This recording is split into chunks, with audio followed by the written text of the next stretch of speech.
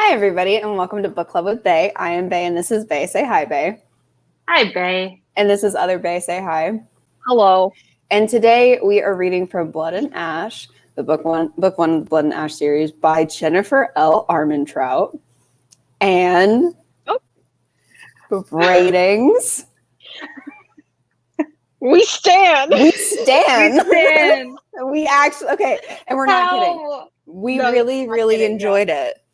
So Bay read it first because we were supposed to do this on Monday, and then Addie and I were like, we forgot. We're sorry. We're idiots. And we hung out on Sunday. It's literally that's the reason. And it's because we hung out on Sunday. We went to the aquarium and for my birthday. Nice. And it was so the pictures were and so then we cute. were playing Animal Crossing on Monday. I think. Monday, we were like fish, like we were just in total fish mode. We were like, we're gonna go fishing on Animal Crossing. I'm like, ah. and then you were like, book, and we were like, what's a book? Whoops. Stupid. But then you texted us and you were like, this book is good. And we were like, you're a fucking liar. And then you read it before I did. And you were like, this book is good. Oh, no. And I was like, you're a fucking book we've done. Yeah, you said this is the best Jenny book we've done. And so I was like, does that mean it's a good book? Or does that mean it's a good Jenny book? And I didn't know what that meant. And then you were like, oh my God, Mara, you were right. And I was like, eh. And then I read it and I was like, oh my God, this book is good. This book was good. Yeah. And here's the thing. This one quick thing. Sorry, I am being summoned. I'll be right back. Sorry. Okay. And here's the thing. I absolutely love this situation for us, for her. I love it. I'm genuinely really into this. Like, yeah, I agree. I'm really happy for her as like here's the thing. Whether or not, like, you know, if you're a fan of her books and you like all of her books, that's fine.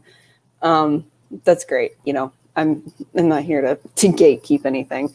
But there are a lot of reasons why this book worked for me, and I think for all of us more than the previous ones we've read. I've read, I think, over maybe 15 of her books. Mm-hmm. And this book worked really, really well. There are a lot of things that are really great about it. And I do have some things to say, but, you know, I think how you know you're reading a good book is when your brain pops up a nitpick and then you go, I'm busy. Yeah.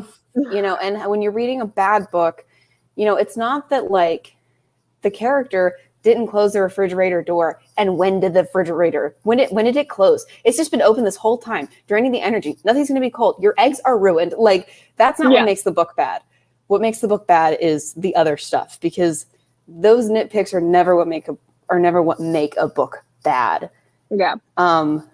You know, like if you've listened to us talk about good books, we talk about the little things in good books. But it's never what makes a book a bad book, because that's just not how it works. You know, even like in your favorite movies, especially if you've watched them over and over again, it's actually kind of fun to like look at all the little mistakes, and not because mistakes are a bad thing, but mistakes are inevitable. In art and media, mistakes are never inevitable, and it's more interesting than anything. But it's when those mistakes or those nitpicks or those little things that would normally bother you in a bad book don't bother you. That's how you know it's a good book. And so it was when those kind of like we were talking about before we went live, those Jenny-isms that came out, when those popped up, and I went, I don't care. I was like, this book is good. Because I didn't care. I'm not going to lie. Like, normally, like, it doesn't matter what the nickname is. Normally in a Jenny book, the love interest nickname for the MC, I loathe. I didn't mind it in this one. I actually, I didn't either. Fitting, and it kind of worked. I mean, because it was foreshadowing the entire time. I was like, "There's a reason." Oh my God! But like, but I think part of that might have had. I don't know how much of. Okay. Part of it was unintrusive. I have multiple confusions. I also have multiple confusions. I don't know if, like, for example, like with that, I don't know if I didn't mind it because her writing in general has like wasn't insufferable. It was quite good.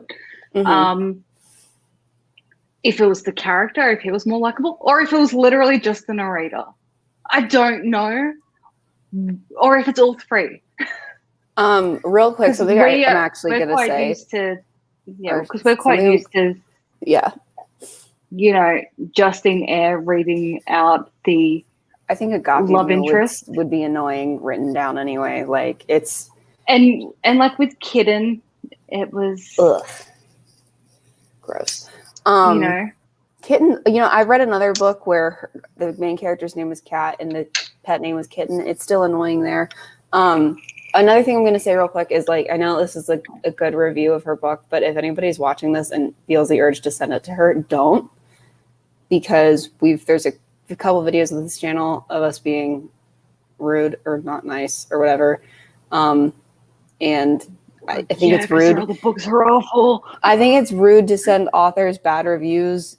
So like nobody send her this video, even though we're saying nice things.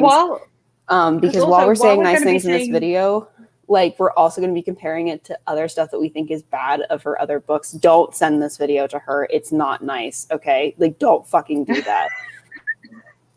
Please. Rude. Like we do this stuff for readers and to talk and just for us and to talk about it amongst ourselves. And we only ever tag authors that we don't have negative reviews of because it's not nice. Don't ever tag authors in negative reviews. It's fucking rude. Okay, I just wanted to get that out there. I didn't want anybody to be like, I didn't want anybody to be like, oh, they're saying nice things now. Hey, you should look. Don't do that. No, because the nice things are going to be like, well, as we've already demonstrated, her other books have been, especially like, for example, with the nickname thing I just said, freaking insufferable. Yeah. And this strength's probably going to be littered with, like we said, comparisons of, yay, Jenny, you did it good because you're horrible every other time we've read you.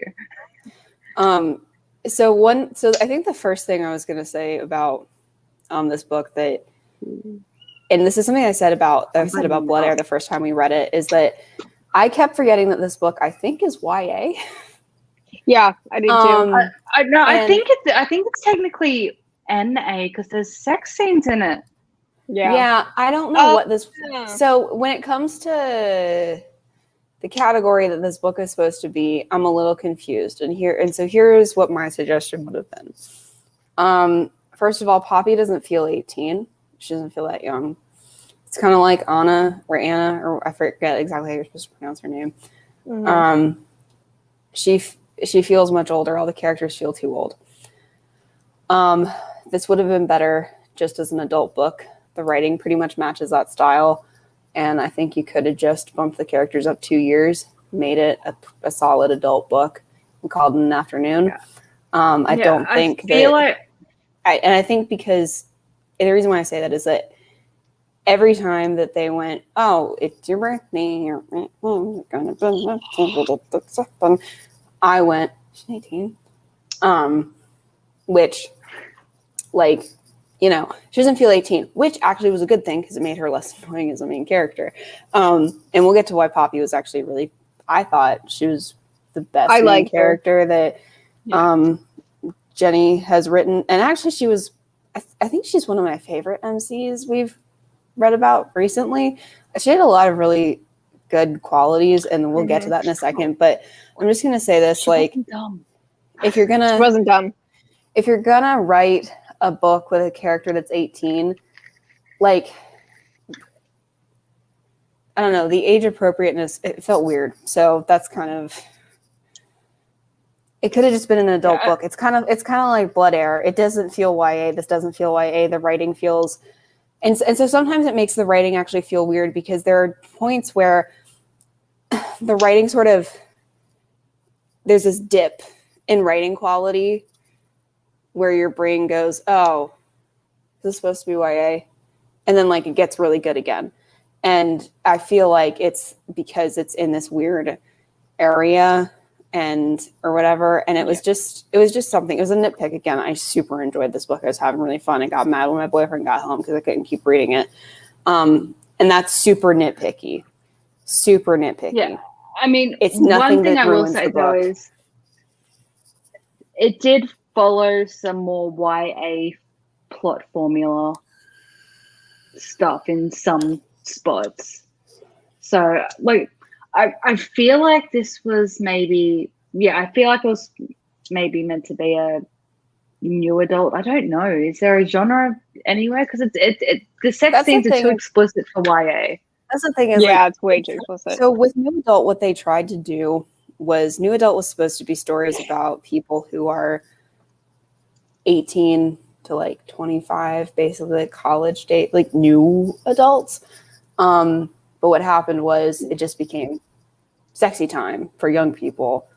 So they stopped publishing. It kind of does fit that though. But they stopped Except in a publishing. They stopped fantasy. really explicitly publishing in that genre, like at that as a genre, because it wasn't supposed to be that, and people didn't like it because they were like, well, I wanted to just read normal stories about this age group, because adult novels tend to be older than that. YA tends to be much younger than that. So there's kind of a lack of main characters that are like this age group in books sometimes. Yeah. But So- now, if your book does not have a ton of sexy time, but it has characters that are like in their 20s, where you're typically just looking at an adult book. So like, but Yeah. So the top 3 genres listed on Goodreads for this are fantasy, fair, romance, fair, and then new adult. okay. Yeah. And it does, then it fits a genre. and it does fit that, but at the same time, it does also feel like it's having an identity crisis sometimes scene to scene. But again, doesn't ruin anything for me. Yeah, it's very I gotta nitpicky. say, being nitpicky. Yeah, I just want to emphasize that. I do have to say one thing about the sex scenes, because I mean, like, there's not many. They're littered, but it's not many, and most of them aren't sex. It's foreplay stuff. Yeah. But I mean, you can definitely tell from those, like we know that she writes also romance novels. Mm-hmm. Mm-hmm. Sex scenes are better in this, I think. Yes, they were. Yes. They Oh my have God. way less of that corny crap. They were pretty. They were good. It was also really funny when they're making fun of that erotica book. And they're talking I and like he's like that. her Mhm. member, or his member, and I'm like, are you making fun of yourself, Jenny? Like, are you actually making fun of yourself? Because I love that. I love that scene so much. I did too. Another thing I was going to say is that when this book's okay, this is kind of getting into plot, but it's something I don't want to forget because I didn't write it down. I wish we had gotten more build up before we met Hawk. That's one thing. Because the first time we see him is not the first time we see him. So we have to get like a bit of an awkward backstory on him. So I just wish we had gotten like a glimpse of him first and then saw him maybe. But that's super nitpicky again, but it's just one of those structure things that I was like, But anyway, but one thing I was interested in, because I knew this was going to be a romance book. Hey, Lanny, how's it going?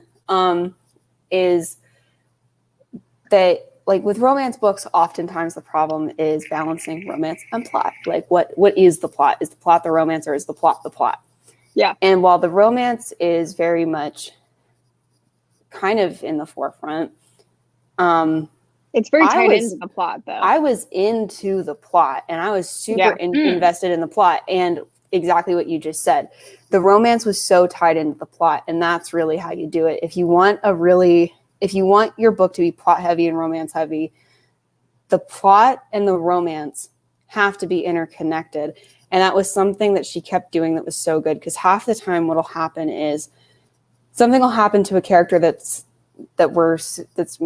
supposed to drive the plot forward, and then we have to go off on this like weird side quest, and it's like, this NPC just gets a light above them, and then we go do this thing, and we're like, why do I care? But every time the waypoint marker popped up, it was always above somebody we knew, and it was like, oh my God, you figured out how to use characters that already exist. What a fucking concept. Like, when and this is not a Jenny thing. This is just a thing that that a lot of novels do, is like they just don't use characters in the plot, and I don't understand why they do this. It's so frustrating. Something that Jenna Morossi actually did that we've complained about a lot in A Savior Sister, where like things will happen and you're like, why didn't you just use a character so that we care? But Jenny did this great, is that every time a new thing happened, you were like, I know who that is. Tied And so back you're in. like, Or that so you- character ended up so you- mattering later in the Right. story. right. Like so things that were like, Yeah. why are we seeing this? You saw why you were seeing that later. yeah, exactly. And I was so, like, we're using all of the characters that I thought were just NPCs, but are actually like people. Holy shit, they're Yeah. people. Everyone's people. I mean, I'm not gonna lie though, like, just I do want to reread this book in say like 2 months and just see if I'm just loving it so much because I had such low expectations as well. But I can't at the moment though.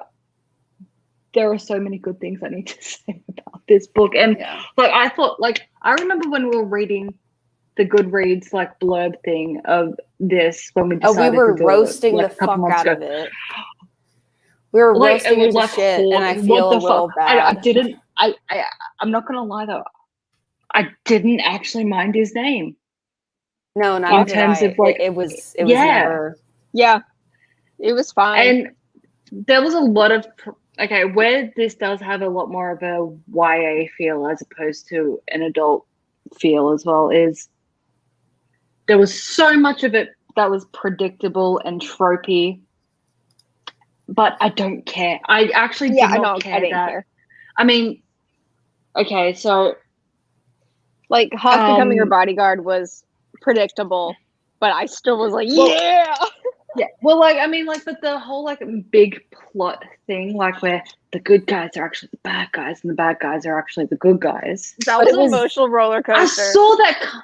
I'm not gonna lie. I suspected that from like chapter 2. Right. I suspected something that like- Hawk was or, not who he said he you know. was, but I Yeah. expected him to not. I expected him to be an ascended. It's actually what I thought he was going to end up being, but I was like, no, but she can sense his feelings, so he's not one. So I don't know what you are.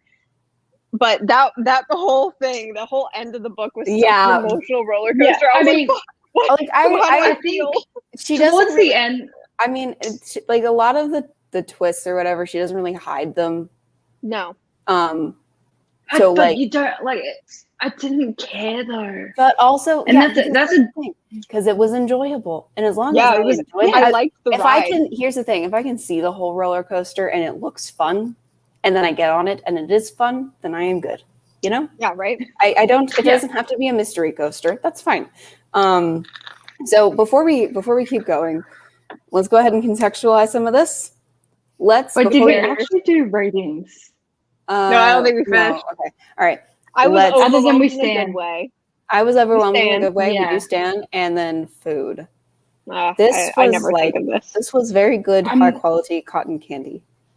Ooh. It was. I was gonna say it was a really It was nice. It was a really nice creamy cup of hot cocoa with marshmallows, which I never thought I'd be saying about this book. I went into this expecting to loathe it, I mean, something and then I when I enjoy, saw it though, was 20 I was hours, expecting I was like, to, yeah. something I freaking am kill happy me. about is that we've been talking about getting Addie in a more good books. Good books. And we And accidentally. this just And here you somehow are. happened. Here you are. It was an accident. We meant for this to be bad, guys. We really did. It's really, This oh, was supposed Jenny, to be it's bad bad. book week. It doesn't matter anymore. Listen, we thought it was going to be bad, therefore it is still bad book week. It just turned out that it was good. And now we can't stop because there are And now two we more have. books Now we out. have to know.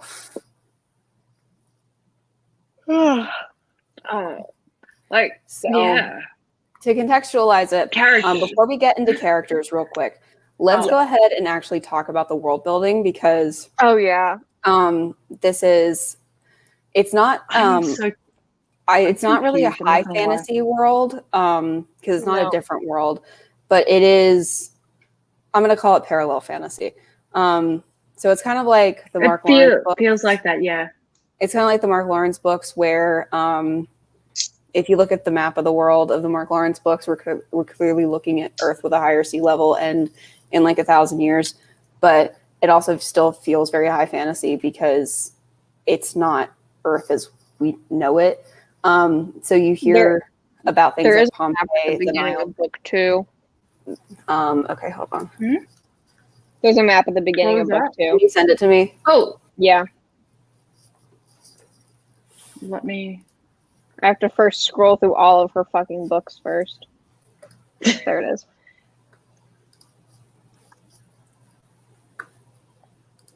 Because I'm actually interested to see this. And Same. and also writing advice, by the way.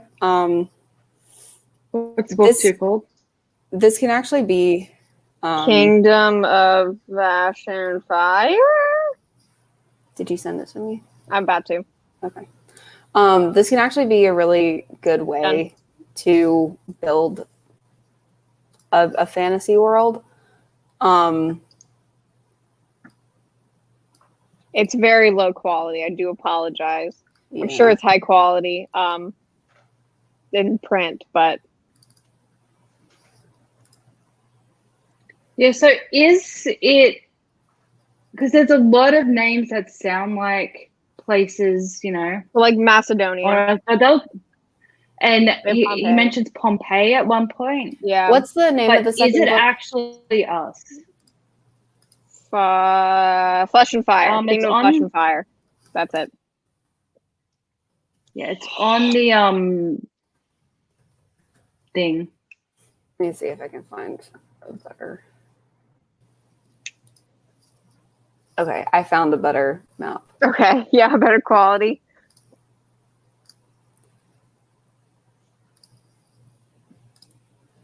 Okay. So let me. Sorry, guys. I didn't know there was a map. That's okay.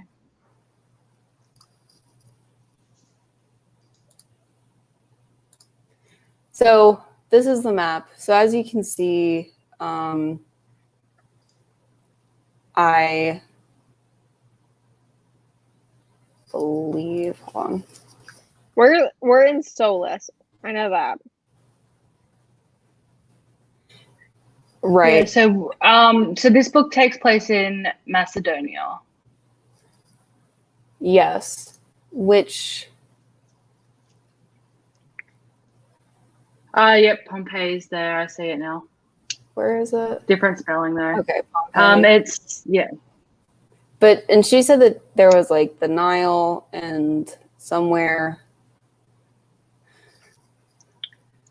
Yeah, I think she's just like heavily Nile borrowed Valley. and slightly changed. Yeah, and then Okay. changed the spelling of things. But yeah, I think this actually is a fantasy world, but it just has a lot of very similar sounding Names. All right. Yeah. Here's a Names. critique I have. If you're gonna do this, don't do this. Change. Change the name. It's clearer in text than it is in audiobook, but you need to take, if you're going to release an audiobook, you need to take that into account. Yeah. I think. Yeah, because the Nile Valley, it sounds like the Nile Valley in audio form. And Pompeii sounds like don't do it like this.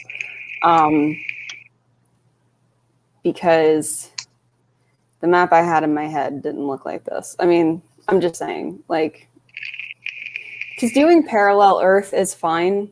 There's really nothing wrong with it. It's very easy to imagine in your head. And I'm glad we have the map, though. I love it when they give us maps. yes. So we are. Where are we in this book? In Solus. Macedonia. Yeah, I think we're here. Oh yeah, no, I think we're in Macedonia, but like the capital is in Solus. No, I think the capital is Carcedonia, but the kingdom is Solus. So the country, and then there's the regions, and the capital region is Carcedonia. Yes. That's where the queen lives. Yeah. Oh, and they've got little castles. I see. So that's where the capitals are. Okay. That's nice. So I like that. all right. So the world building. You're gonna have to rethink your world building thoughts now, Bear. I know. I'm trying to think like how to even like describe this world. We find out in the first couple sentences that there used to be werewolves. Yeah. It's the wolf. And there are Atlanteans. Yes. Which we don't know much about for the first while. It's a hot minute. We'll get to that later. There are these craven things, they're like undead Atlantean things, there are these curses and stuff, they're gods. So Poppy is the maiden. She was chosen by the gods to ascend. Yeah, it's and even she doesn't really know what does. that means. And neither do we. And so we're all kind of wondering what that means. But you also get the sense that you know about as much as she does. Yes. Yeah, it doesn't feel like they're trying to hide anything from us. It feels like genuinely like, what's the purpose of this? We don't know. Like, so that's fine. And then then she's also with the Duke and Duchess, and they are the Ascendants, right? Yeah, they've ascended. Yeah. And that's what does it entail? We don't know. But they're like they're like almost immortal, like they don't age and stuff. Yeah. Yeah. And also Poppy, their when she's existence. Sorry. I was just gonna say, because back in the day there was the War of the Two Kings or whatever the hell it was called. There was a big war. And there was a big war between the current peeps and the previous Atlanteans. Mm-hmm. And current peeps won. Atlanteans are all but gone, but and then people ascended, and so back of the original crew of the ascended is I'm guessing is anyone that has like more royal title is of the OG ascendants. Yeah, because the Queen's from them, the Duke and Duchess is from them. I think the Lord is from them. And yeah, and then just every year, once you hit ascending age, the second daughters and the second sons get to ascend. Yep. And that's all we know, really. And then they stop aging. It's very mysterious, and it's supposed to be mysterious. Yes. And Poppy can't... She can only speak to certain people. Yep. She has to wear all white, and she has to have her face covered. This much of her face covered. Yeah. So all you can see is her mouth. Yeah, but only a very small handful of people are allowed to see her face. Yep. For guards, the Duke and Duchess, and then her lady's maid. And then, like, there's also, like, this thing where, like, the third and fourth born of people are, like, sent away to serve the gods or whatever. That's what we're told. I saw that we're told, and I did too. But we're just supposed to be like that, huh? That's weird. Yeah, so the rule is, okay, so it's not firstborn child or secondborn child, it's firstborn sons and firstborn daughters, and secondborn sons and secondborn daughters. So if you've got two boys and a girl, then only the second son would get to ascend. The firstborns stay mortal. I'm guessing to continue the mortal breeding. Species. Yes, breeding purposes. Seconds of each get to ascend, and then all the extras get to go and serve the gods in temple. And they turn away at like a year old, and they are never seen again. I thought she was the only one that was ascending. Like the only person. No, she her ascension. So her ascension is going to be different. She will be given to the gods, and then that's all she knows. She's like, what does that mean? Do I come back? Do they keep me? Who knows? Instead of her going through the normal transformation or whatever, she's given. Okay. And which, when knowing the context of the end of the book, it makes sense. Yeah, and hers will cause the biggest ascension ever. And I think we could all suss out exactly why that would be based on the information we get at the end we of the know book. now. Yeah. Yes. The but also because she's the firstborn daughter and she only has one brother and that's it. But she was like, "You want me to be the maiden? Please, please, please let my brother ascend." And she's regretting that decision now. Yeah, I would say so. I'd be pretty gutted as well if I was like, please, please, please. I know he's supposed to stay mortal. Please don't make him stay mortal. And then, yeah, it's like she made it happen. And her mother is also the only person ever that has refused ascension. Yep. And the queen granted it to And her. and her parents are dead. Her parents are dead. Oh yeah, orphan baby. She orphan. So let's talk about Pop. So let's talk about characters. So starting with Poppy. Poppy. Yes. So I just saw the spelling of her actual name as well. Penelope. Yeah. Oh, the spelling in this book is weird. It's very weird. Where did I? It is find Penelope, it? right? It's Penelope. Okay. Yeah. No. It's just I'm not spelled surprised odd. it's spelled weird. Yeah, but it didn't really throw me off because they whatever, fancy spellings are fine. Yeah. Where is it? Where did I just see it? Oh, let me. Because you wouldn't have seen it, Bay. Hey, here it is. Okay. how does she spell it? No, Oddly, no, that's not it. Very oddly. I know there's a PH in there. So I was like, is it Penelope? I'm like, no, it's just Penelope. All right, cool. Yeah, it's just Penelope. Where the hell is It should be in chapter her 1. name?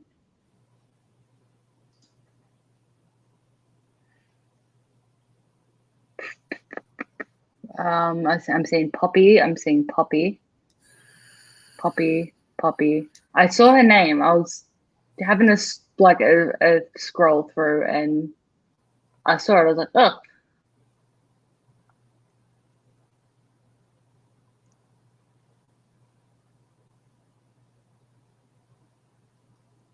I don't know. I don't know where her name is. Okay, I don't know. I thought I had it. I don't. Okay. I'm finding it. But so talking about Poppy, Poppy was a really good character. She was really fun to follow. So what worked about her that hasn't worked about other MCs?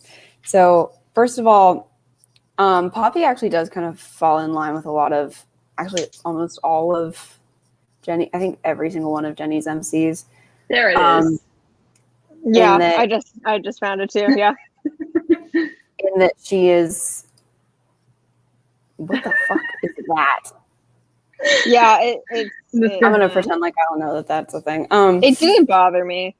And she falls in line with all of Jenny's MCs in that she's headstrong and thinks for herself, and I can do the thing. Yeah, she does a lot of that. But why does it work here? You might be asking, because normally that's one of the most annoying traits a main character can have, and it's true. It is really irritating. But so why does it work? It works because Poppy doesn't actually, well, for the most part, doesn't do anything explicitly stupid. When she has her moments of rah, I'm a person, you understand why she's doing it. Yeah. And secondly, she normally does it in it's a way. It's relatable, her reasons. Yeah, and normally she's also doing it in a way that's not explicitly putting her, or more importantly, in a lot of these cases, anybody else in danger. Yeah. The risk is to herself. And in fact, it's a calculated risk, and it's not also actually literally helps save lives. Yeah. So it's not actually putting anybody else in danger. She's putting herself in a little bit of danger, but not really that much danger. She's also not putting herself in a position where she's going to need to be saved. Yeah. Which I like. And so there's that. And then also when the other characters actually, first of all, the other characters react to her behavior. Yeah, they're like, yeah. you stupid bitch, what are you doing? Um, And she's like, me, I had to do something. And yeah, so when they're like, why would you do that? She's like, here's why I would do that. And they're like, and sometimes they're like, don't do that again. And she's like, nah. And then like, I'll just go ahead and say this because it's easier to talk about this way. And then, you know, at some points Hawk is like, okay, but if you're going to do that, don't you think it would be smarter to X, Y, or Z? And instead of being like, how dare you? She's like, well, yeah, I guess you have a point. yes, perhaps it would be. And then her behavior changes, which so it works. And yeah, again, you just don't get this, you don't get this feeling that she's like completely overextending herself in completely unreasonable ways and totally overestimating her abilities and all that kind of stuff. So it's just it works. And there's some things that, like, I mean, there's some of the things she does is literally like, okay, like, you know, a Craven attack is coming. She sneaks out and like, you know, discreetly assists using a bow, not actually getting into the fight. Like, she's sniping. Yeah, she's not actually in the fight. Yeah, but then there's other things she does that are just pure rebellion, like reading the book she shouldn't be reading, or at the first scene going out to a brothel. I guess the brothel. Yeah, it was a brothel. The brothel and poker house. And you know, but the reason she does this stupid little just rebellious stuff as well, like, I get it. She's been repressed her whole life. She's been hidden her whole life. It's also her last She's barely allowed year to speak. Being a person. And she does, and no one will tell her what will happen. Yeah. And so she's like, I don't know if I'm ever going to be alive again. Yeah. I would like to experience just something. Yeah. And I get it. Yeah, I get it too. I'm like, it. you know, if I had no time left to live, I would also like to read a fucking book. Yeah, I'd also like to read erotica. And that's the other thing too, is like she's not doing anything super insane. Like, she's reading books, and you know, she's not base jumping and shit like that. She's sneaking out in a mask, and she's reading books that are not on her approved reading list. Yeah. Like, ooh. I mean, it's really and she's wanting to fight level shit, you know. Oh yeah, and she's learning to fight, which is something that she should learn how to do. Well, and one of her reasons for learning how to fight is that she's like, you know, if my parents had known how to defend themselves, they'd still be alive. They might not be dead. And she's like, you know, I'm kind of sus on the fact that these people don't want me to know how to defend myself. I don't like that. That freaks me out. And so her main guard, Victor, is like, yeah, same, let's teach you. And I'm like, because also she's the only person known to have survived a Craven attack. Yeah. As well.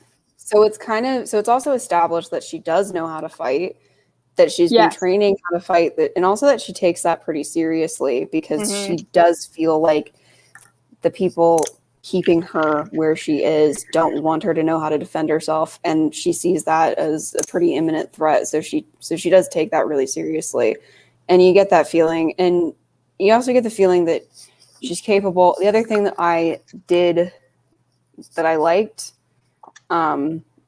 was that Jenny actually took the fact that she's female into account.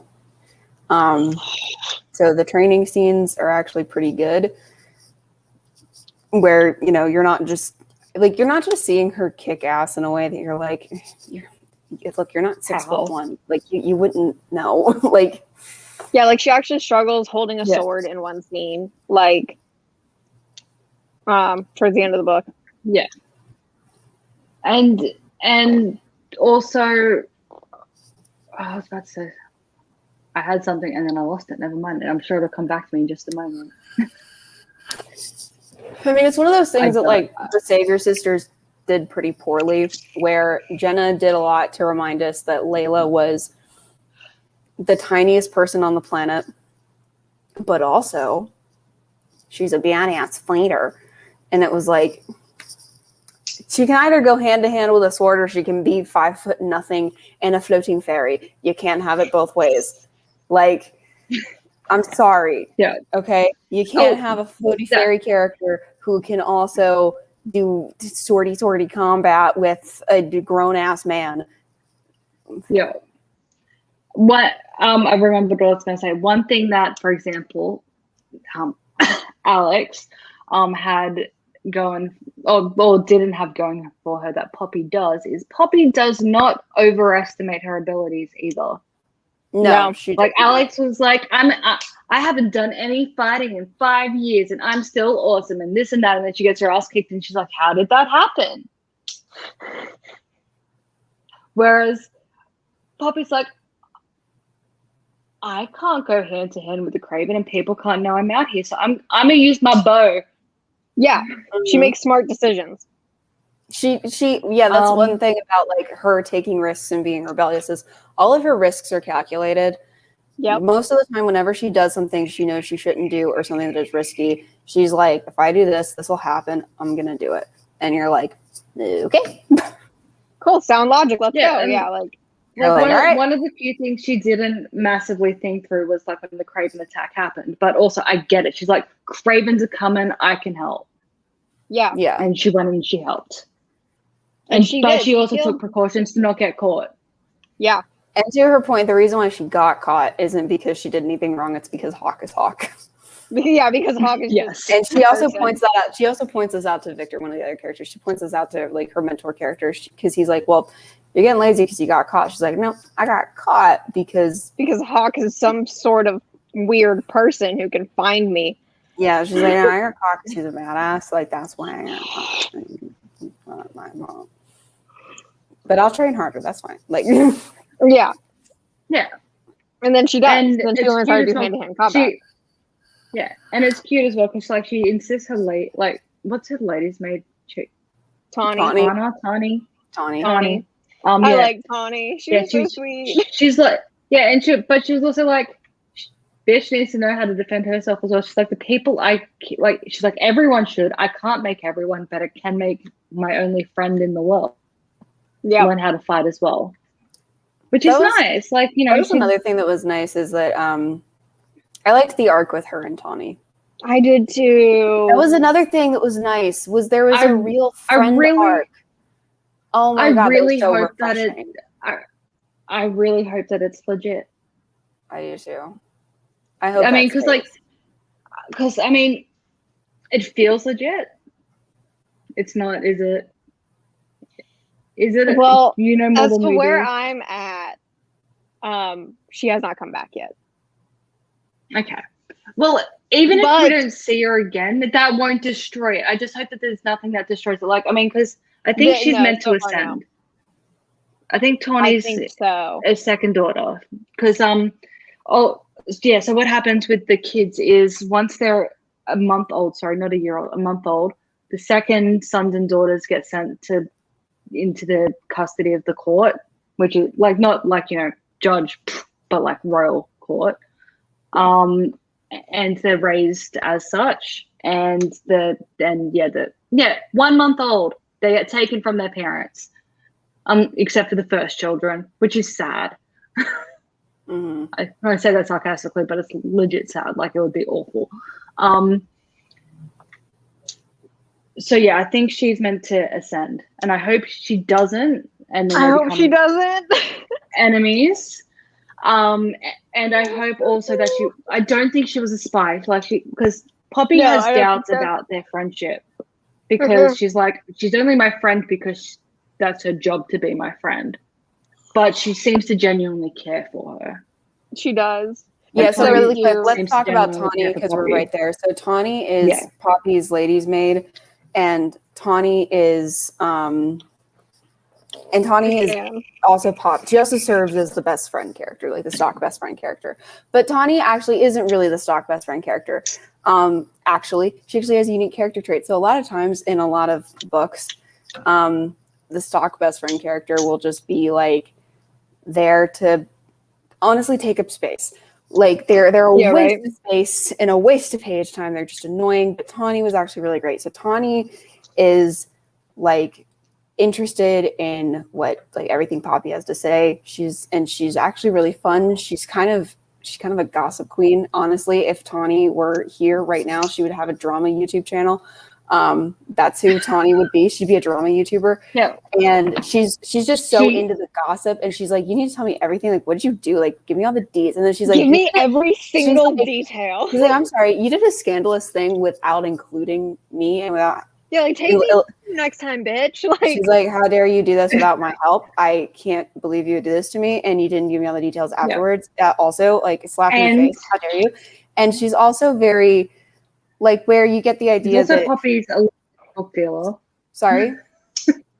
She's also Poppy's illicit book dealer. Yes, she also yes, is she is. So she's in on the scandals, and the other thing is that kind of like all of Jenny's other protagonists, you know, where Poppy's all rough and tumble because of course she is. She's not like other girls, but it's fine. It actually kind of works in this book. It actually is fine, yeah. Because you never actually get a not like other girls moment. No.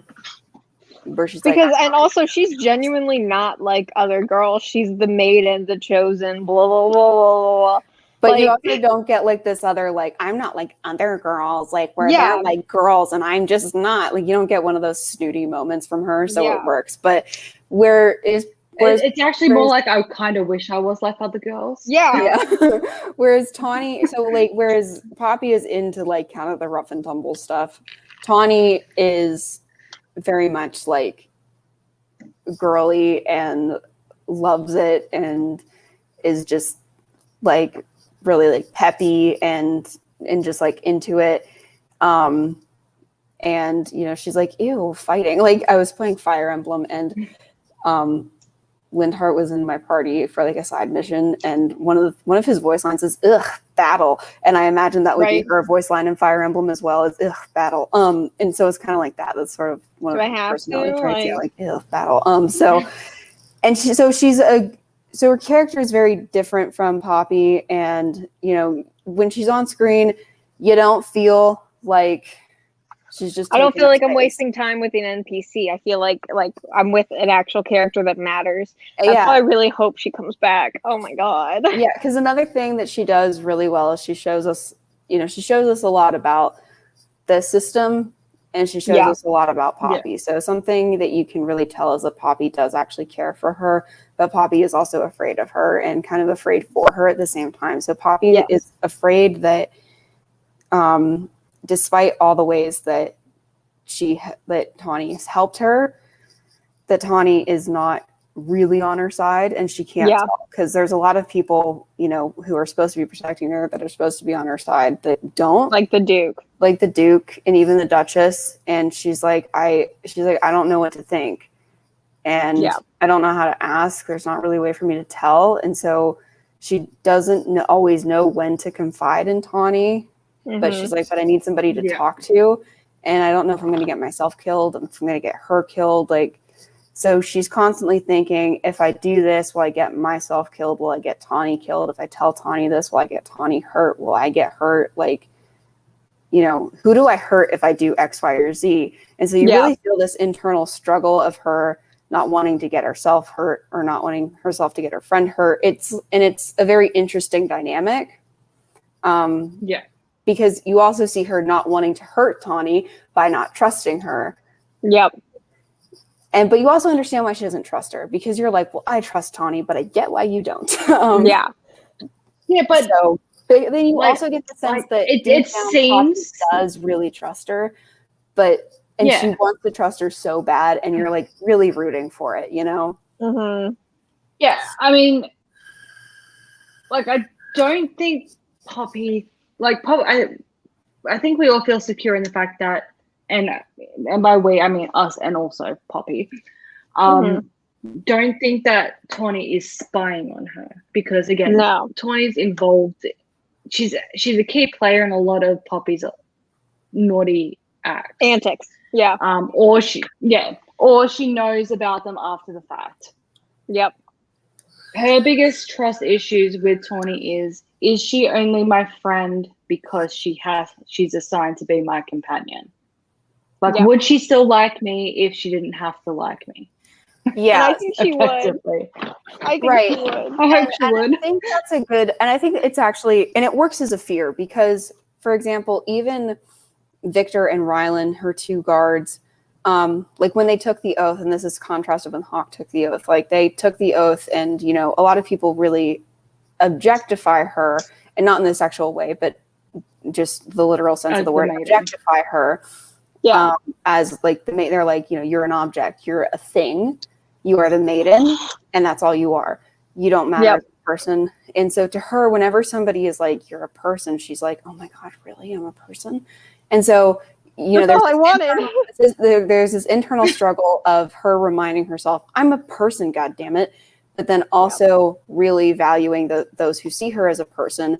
And so, yeah, she has this fear that like that Tawny is, you know, a victim of the same system that she's a victim of, and part of it or whatever. So whether Tawny would betray her because Tawny would just do it or because she would be forced to, you know, she doesn't know. And she has kind of the fear of it. But you can also tell that she really does trust her as a friend. But at the same time, yeah, like you said, she is very worried that without the assignment, Tawny wouldn't care about her. And they would have never been friends outside of this situation. And so what you kind of see her accept is that maybe they wouldn't have been friends without the assignment. But I mean, she also does acknowledge that.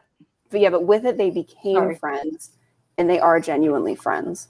Mm-hmm. And so the circumstances did allow them to become friends. But within that, they're friends. Yeah, because she also acknowledges, though, as well, like in her internal worries about it, that she's like, obviously, no, without the assignment, we would not be friends because I'm not allowed to have friends. She even gets in trouble for being too friendly with her. Yep. Like, she's not allowed to talk to anyone. She's allowed to talk to the Duke, the Duchess, her guards, and Tawny, and that's it. She's not allowed to speak to anyone. Like, so again, if she was sneaking out and going out drinking every night, I wouldn't hold it against her. Like, it wouldn't annoy me.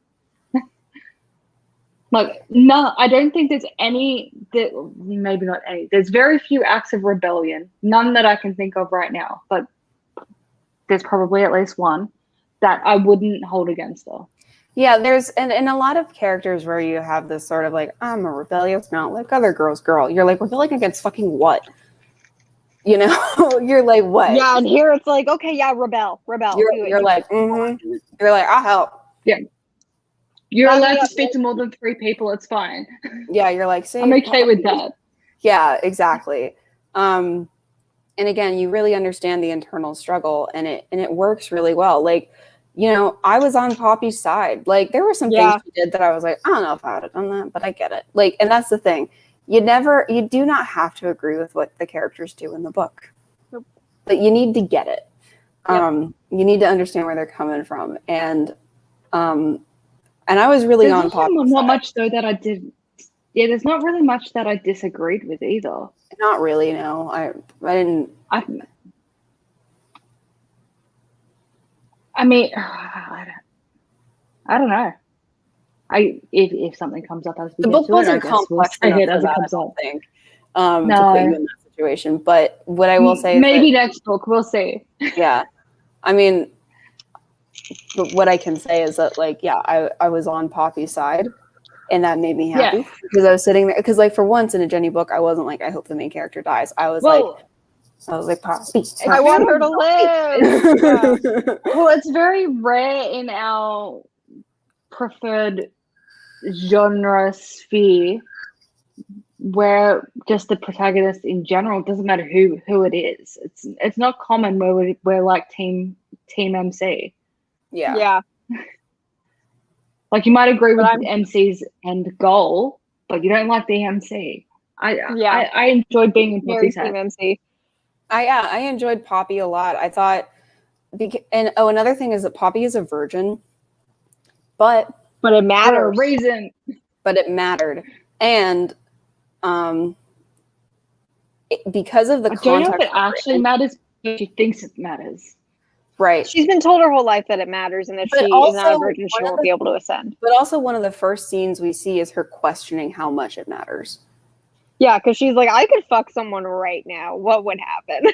Yeah, and her being like, I don't know what matters, and like I want to be a person, and so like, you know, a lot of times in romance books, when a character is a virgin, you're like, but why? You're like, everything about you is normal, and I, you know, like the vast majority of people go through life, they've got a high school experience, and then they, at 17, 18 is the typical age. That's the average age now, for those of you who aren't aware. And that's the average age when people do boink for the first time, is around 17, 18. They do a boink. It kind of sucks. And that's when you lose your virginity for the vast majority of people. And for most protagonists that are still virgins, you're like, fuck, what, why? Like, I mean, a YA virgin, no one really.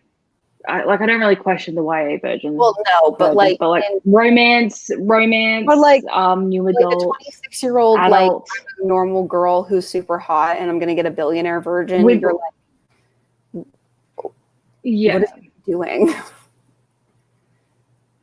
But with Poppy, it makes sense, and also,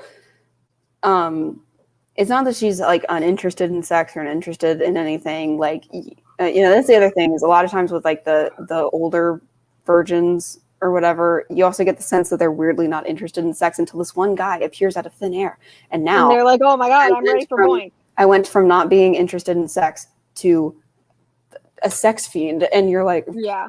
And it's usually very weird. But with her, she's clearly interested in it, and she's clearly curious about everything.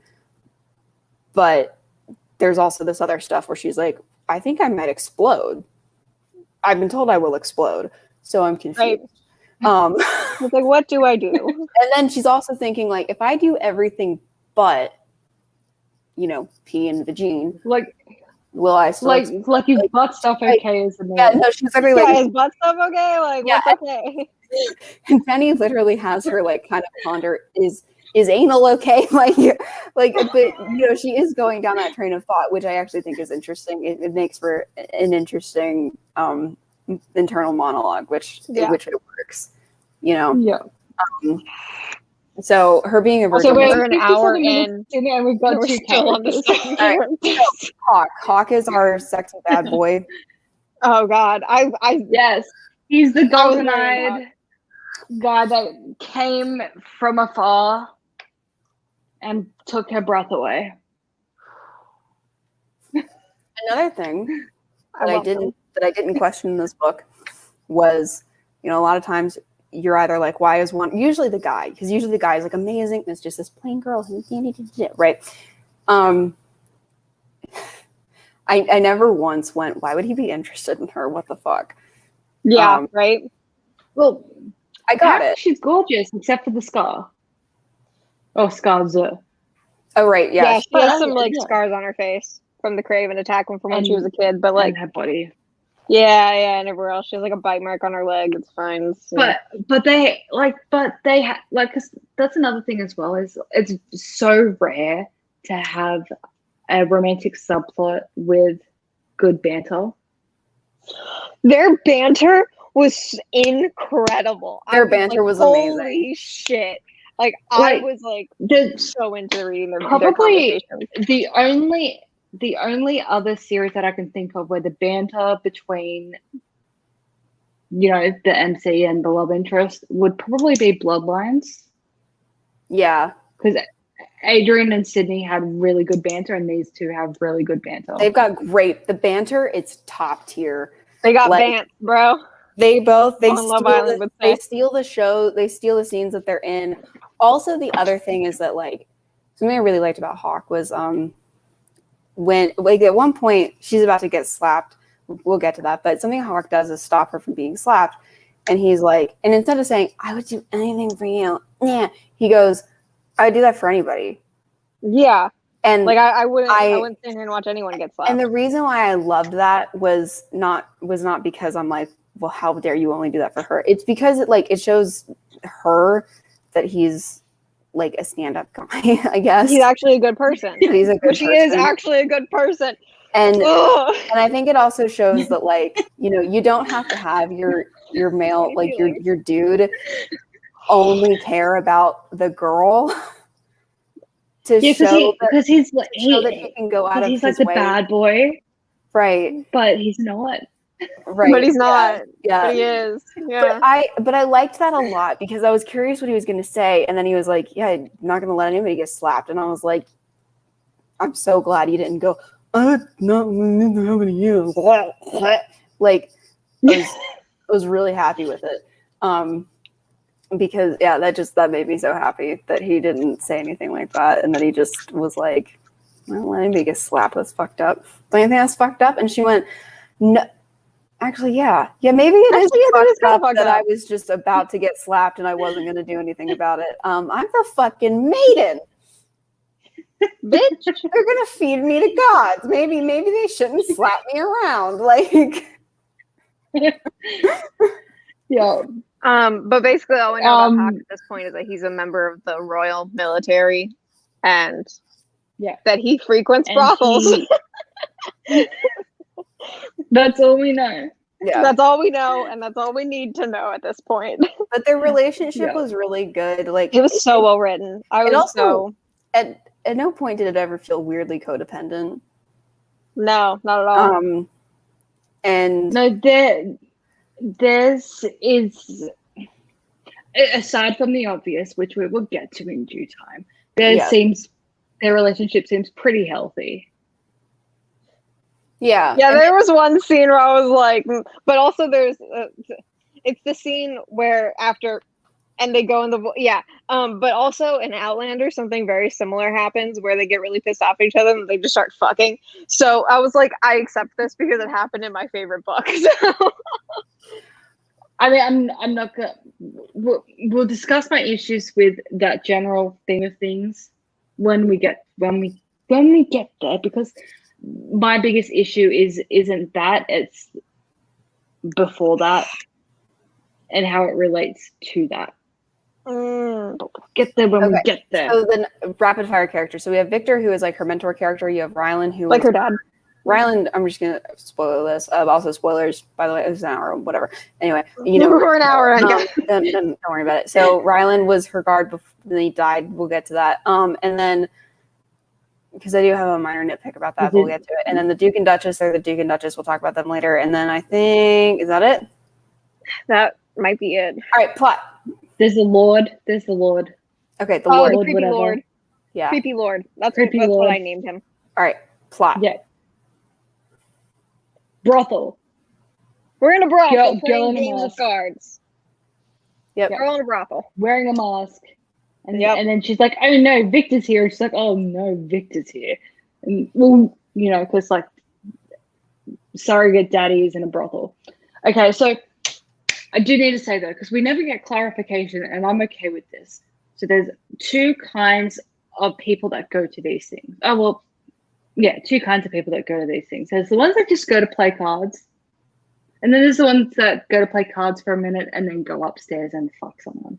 It's not really like, I don't think that they don't pay. I don't think that when we say brothel, I don't think that there's girls that actually work there and prostitute themselves out. It's a sex house with a card game downstairs. It's a Motel 6.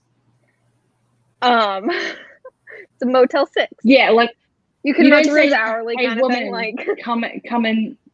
I mean, it has its regulars, but I don't think I never got the impression that the girls like that. There's people that work there to literally be paid to sleep with people. It's more just like, "Hey, you look hot. Let's go fuck."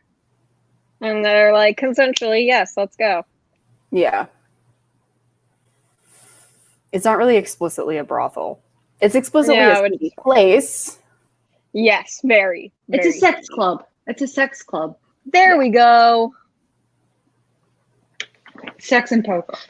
I have a crime spawn, so I'll be back in a second. Okay. Playing cards with some guards, and that's when we learn like who she is and like some backstory about like the ascending at 19 and stuff like that. And then Victor shows up, and this lady that works there is like, "Hey, this room upstairs is empty. Go up there." So she goes in there, And he's like, some guy's like, I wasn't expecting you. And she's just like, fuck. Yep. And that's Hawk. She doesn't say anything. And then he just kisses her because he thinks that she's someone else. And yeah, he takes off his shirt and starts like macking on her face. And she's like, oh no. And then he's like, how do I get out of this? And then he's like, first of all, you're not who I thought you were. And she's like, how you know? And he's like, well, last time I kissed the person who I thought you were, she like deep-throated my tongue. So yeah, like you're not her. And she's But like, he's and like then her internal on top monologue. of her. Her internal monologue was funny though, because she was like, that doesn't sound very pleasant, but okay. Yeah, right. And I was like, anyway. So yeah, so then he's like, so who are you? And she's like, I'm scared. That's who I am. And he's like, okay, princess. And that's when we get the nickname. Yeah. And so then they talk for a minute. a minute. And he's like, if you want to boink, I'm here. And then she's like, she's thinking about it. He's about to kiss her. And then they get interrupted. And he's like, wait for me. I'll be back. And then she doesn't. Obviously, she leaves. Yeah. And then there's some side story about a cursed person, which is someone that's bitten by a craven. And she can help. She's an empath, by the way. I think we forgot to mention that. She's an empath. And they don't know why she's an empath. So it's very weird.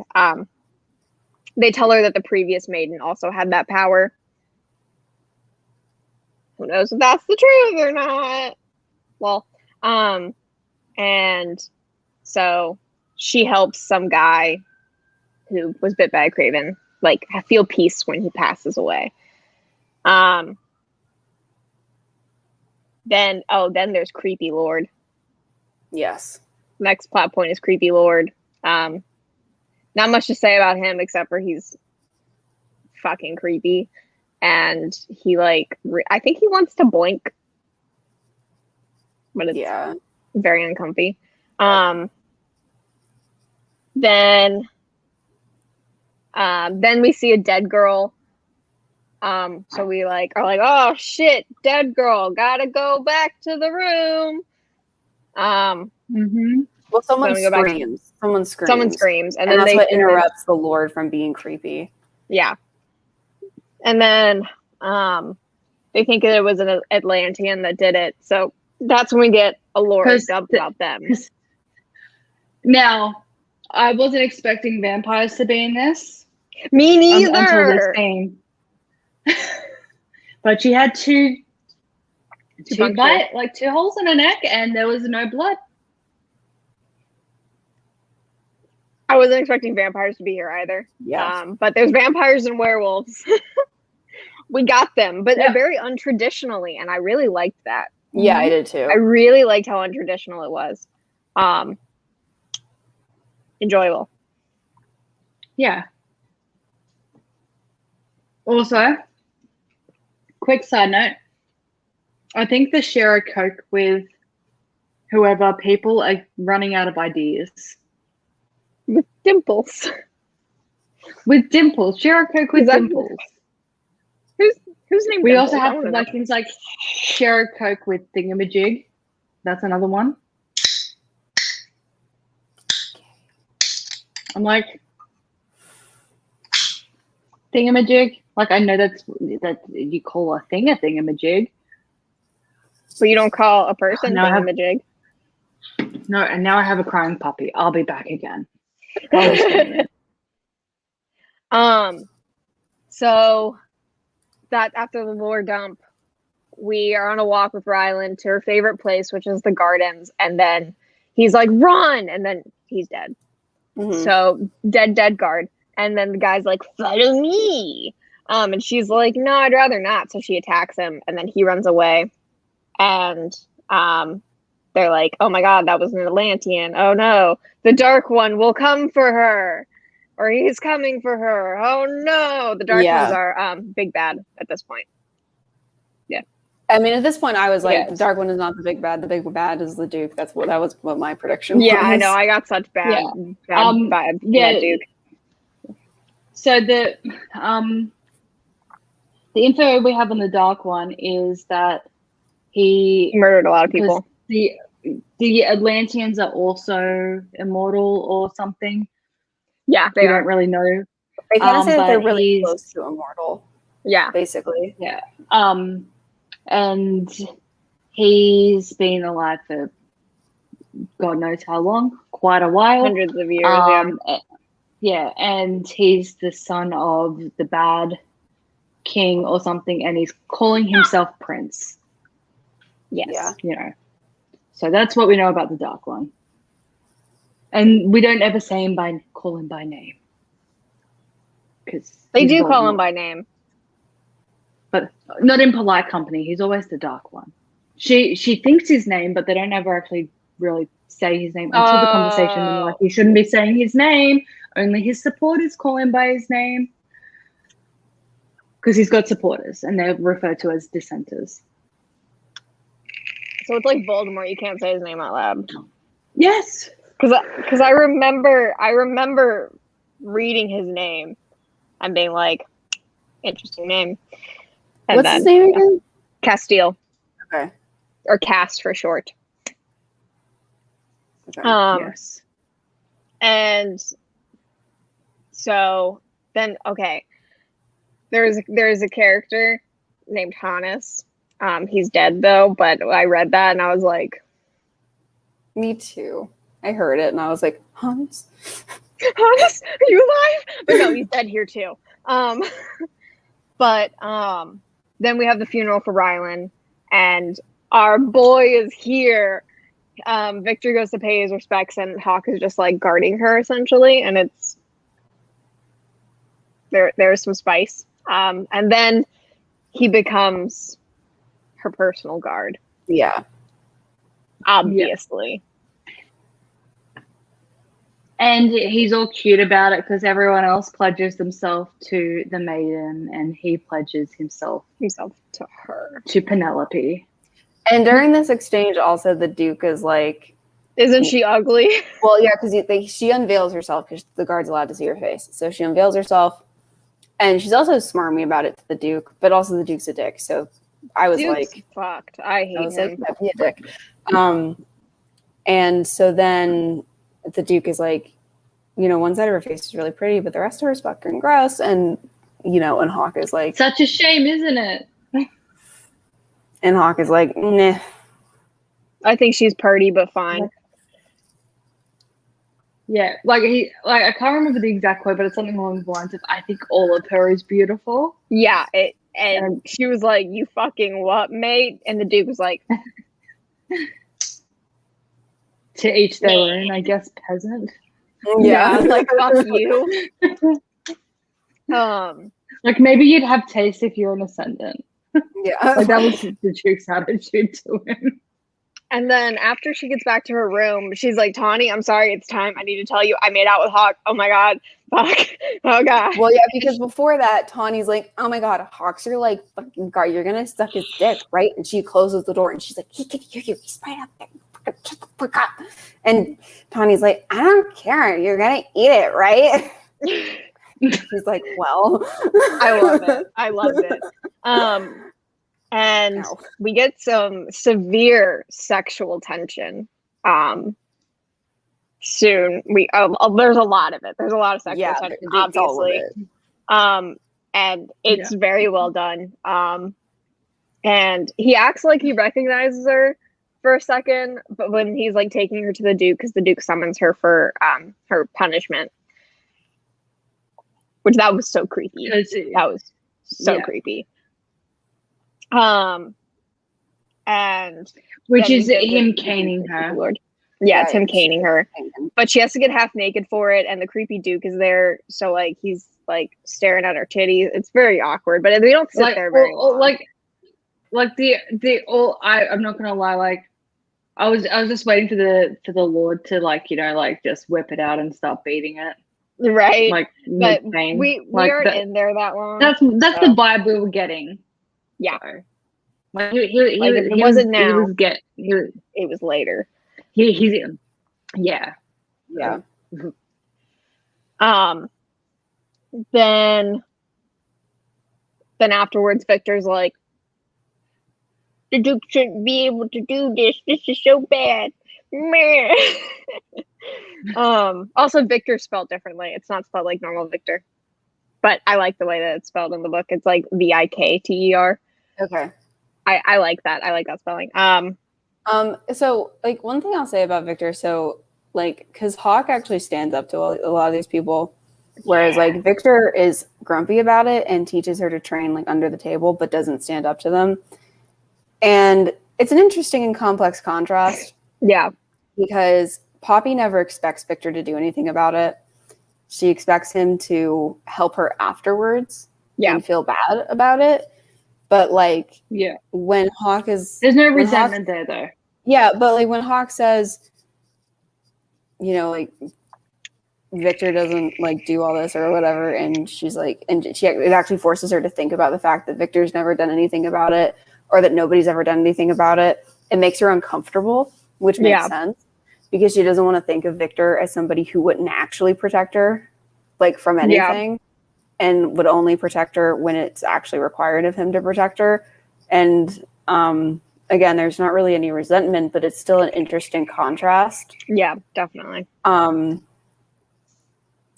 I thought that was really well done, because you don't get the sense that Victor's a bad person. You get more the sense that he's kind of caught in the same system. Between a rock and a hard place. Yeah. In the same system that Poppy's caught in, that he's more used to it and he expects it. Because you get the sense that he's like, well, she's going to go through this, but she's going to be fine. Kind of like Poppy's like, I'm going to get caned, but it's going to be fine. So I'm not that worried about it. I've done it before. It's fine. And he's like, it's going to happen. She's done it before. It's fine. Whereas with Hawk's he's like, this isn't acceptable at all. and Poppy's like, yeah, maybe it's not acceptable. Maybe it's not acceptable. I never considered that. Like, it's just interesting. It's very well done. Yeah. Hey, bud. Sorry. Then the Craven attack happens on the city that we've already talked about a little bit. It is a couple days later. Yeah, it is. It's a couple days later. So her she's back, recovered. Yes, her back's healed. She's recovered, but not totally. So the Craven attack happens, and Tawny comes in. Tawny's like, you know, you can't go help. You're not hurt. You're hurt. And she's like, I feel better. I'm fine. So she doesn't have time to put on like proper footwear or anything, but she gets her stuff. Well, I don't think she even has proper footwear. Well, she has slippers on. She has one pair of boots, but she doesn't have time to go find them and put them on. But very much points out that she's wearing slippers. It's very funny. And yes, she's wearing slippers, and she's also just has on a robe over her nightgown. And so, but she's also had herself moved to the shitty part of the castle where she can be near all of like the underground tunnels that are no longer used, so that she can move around, so that she can go help, and so that she can sneak out to go train and go be places without being seen. Kind of, you know, just strategically. So you're like, okay, cool. She sneaks out, gets to where they can see it. Also, they're on this thing called the Rise. That's what the complex is called. Yeah. Yeah. I'm assuming it's just like the walls. Yeah. And so she gets onto like this vantage point where she can see, and she's sniping bitches. And very badass. Like Jenny does make a point to remind us that she is hurt, because when she's like, you know, flexing and stuff like that, she is actually breaking apart some of the wounds, and she's actually hurting herself. So it is more difficult for her to do that. But then she kind of gets into like battle mode, and she starts ignoring it, and then she's sore afterwards. So so it's long enough after the caning that you believe that she can do it, but also she doesn't just completely drop the fact that she's injured. So it's fine. Yeah. I accept. Yeah. And I'm also like, it's very like, you're quite forgiving of characters when bad shit happens for being able to block out and ignore their injuries because adrenaline. Well, yeah, and the adrenaline rush is written very well. The other thing is that I think it was 7 lashes with a cane, which is still a lot. Yeah. She says during that scene, I've taken 10 before. We don't hang on the scene very long. Afterwards, she's not going on and on about the pain. Poppy herself doesn't make a huge deal out of it. So you don't get the impression that you get the impression that it hurts like a bitch, but it's not the biggest deal in the world. You Yeah. know it's been a couple of And days, she's used to living with it. and you get the Yeah. impression that she's kind of used to it. So you also get the impression that after a couple of days of healing and not doing anything and resting, that with the adrenaline rush and with the I need to do something, that she could block it out for a few minutes while sniping. So that's why it works, just as an example of some good writing. Just pointing that out. So just quick preface as well. So before the Craven attack happens, there was a family that asked if they could keep their third son because their first two died. Oh yeah. That we see that family later. Yeah. Right. So there's this and whole the Duke assembly and Duchess like, no, rules are rules. where this family comes up and they're like, hey, so we have this baby, and the Duchess is like, oh my god, is he okay? And they're like, yeah, but this is our third He's son, our third. and our first two are dead. And Poppy's like, oh my god, and then they're like, so we were wondering So if they were like, so can we were wondering if we pretend could just he's like have a son, because also if we get another son, then it would get taken away too. So can we keep it? And they were like, No. oh, sweetie, no. And Fuck Poppy's you. looking around like, there are people in the crowd who are horrified by this, but there are also a lot of people that are horrified at these people for even asking this question. Yeah. And so you see her faith start to, it's already pretty shaken just because of her life. But it shakes her faith a whole lot more. Yeah. And what's interesting is that later when Hawk and Poppy are talking about this whole situation, is Hawk is like, I could tell that you were pretty upset about this. Disturbed, and yeah. she's like, well, a lot of people were. And he's like, yeah, but the Duke and Duchess weren't. She's like, well, Tawny was. And he was like, Tawny was falling asleep. Yeah. I don't think she knew what was going on, which is not really a disparaging statement about Tawny, but it's more of a point about her character, in that, again, this is just what these people, a lot of these characters are really just a part of this life. Yeah. And hindsight is beautiful, because we also at first, it was just like, oh, Hawk's taking notice of how she feels, whereas no, he's sussing her out. He's trying to get a sense of her feelings. That's how I read it at first. I was like, is he trying to figure out how she actually feels about this? Because even when he's talking to her about being slapped, this happens later, but I was like, I feel like he's trying to figure out if she's actually okay with being slapped. Like, not sexually, but like if she actually thinks it's okay. Yeah. Or if she really has like a problem with it, like enough of a problem with it to do something about it. Yeah. I like the point you had to say not sexually. Yeah, like, well, you never know how people are going to take that. I don't mean like that being slapped around, but I mean. Well, at this point, she's still a virgin, so her taste. Her taste is still unknown. Yep. Anyway, so after the Craven attack, or during the Craven attack, really. Victor knows that she's up there because Victor's about to get yeeted from behind, and she snipes a hoe. And Victor is like, as you do. But then towards the end, Hawk just appears, and he's like, what are you doing up here? Oh, you look really nice. You're doing a snipey snipe, and that's and she's like, princess.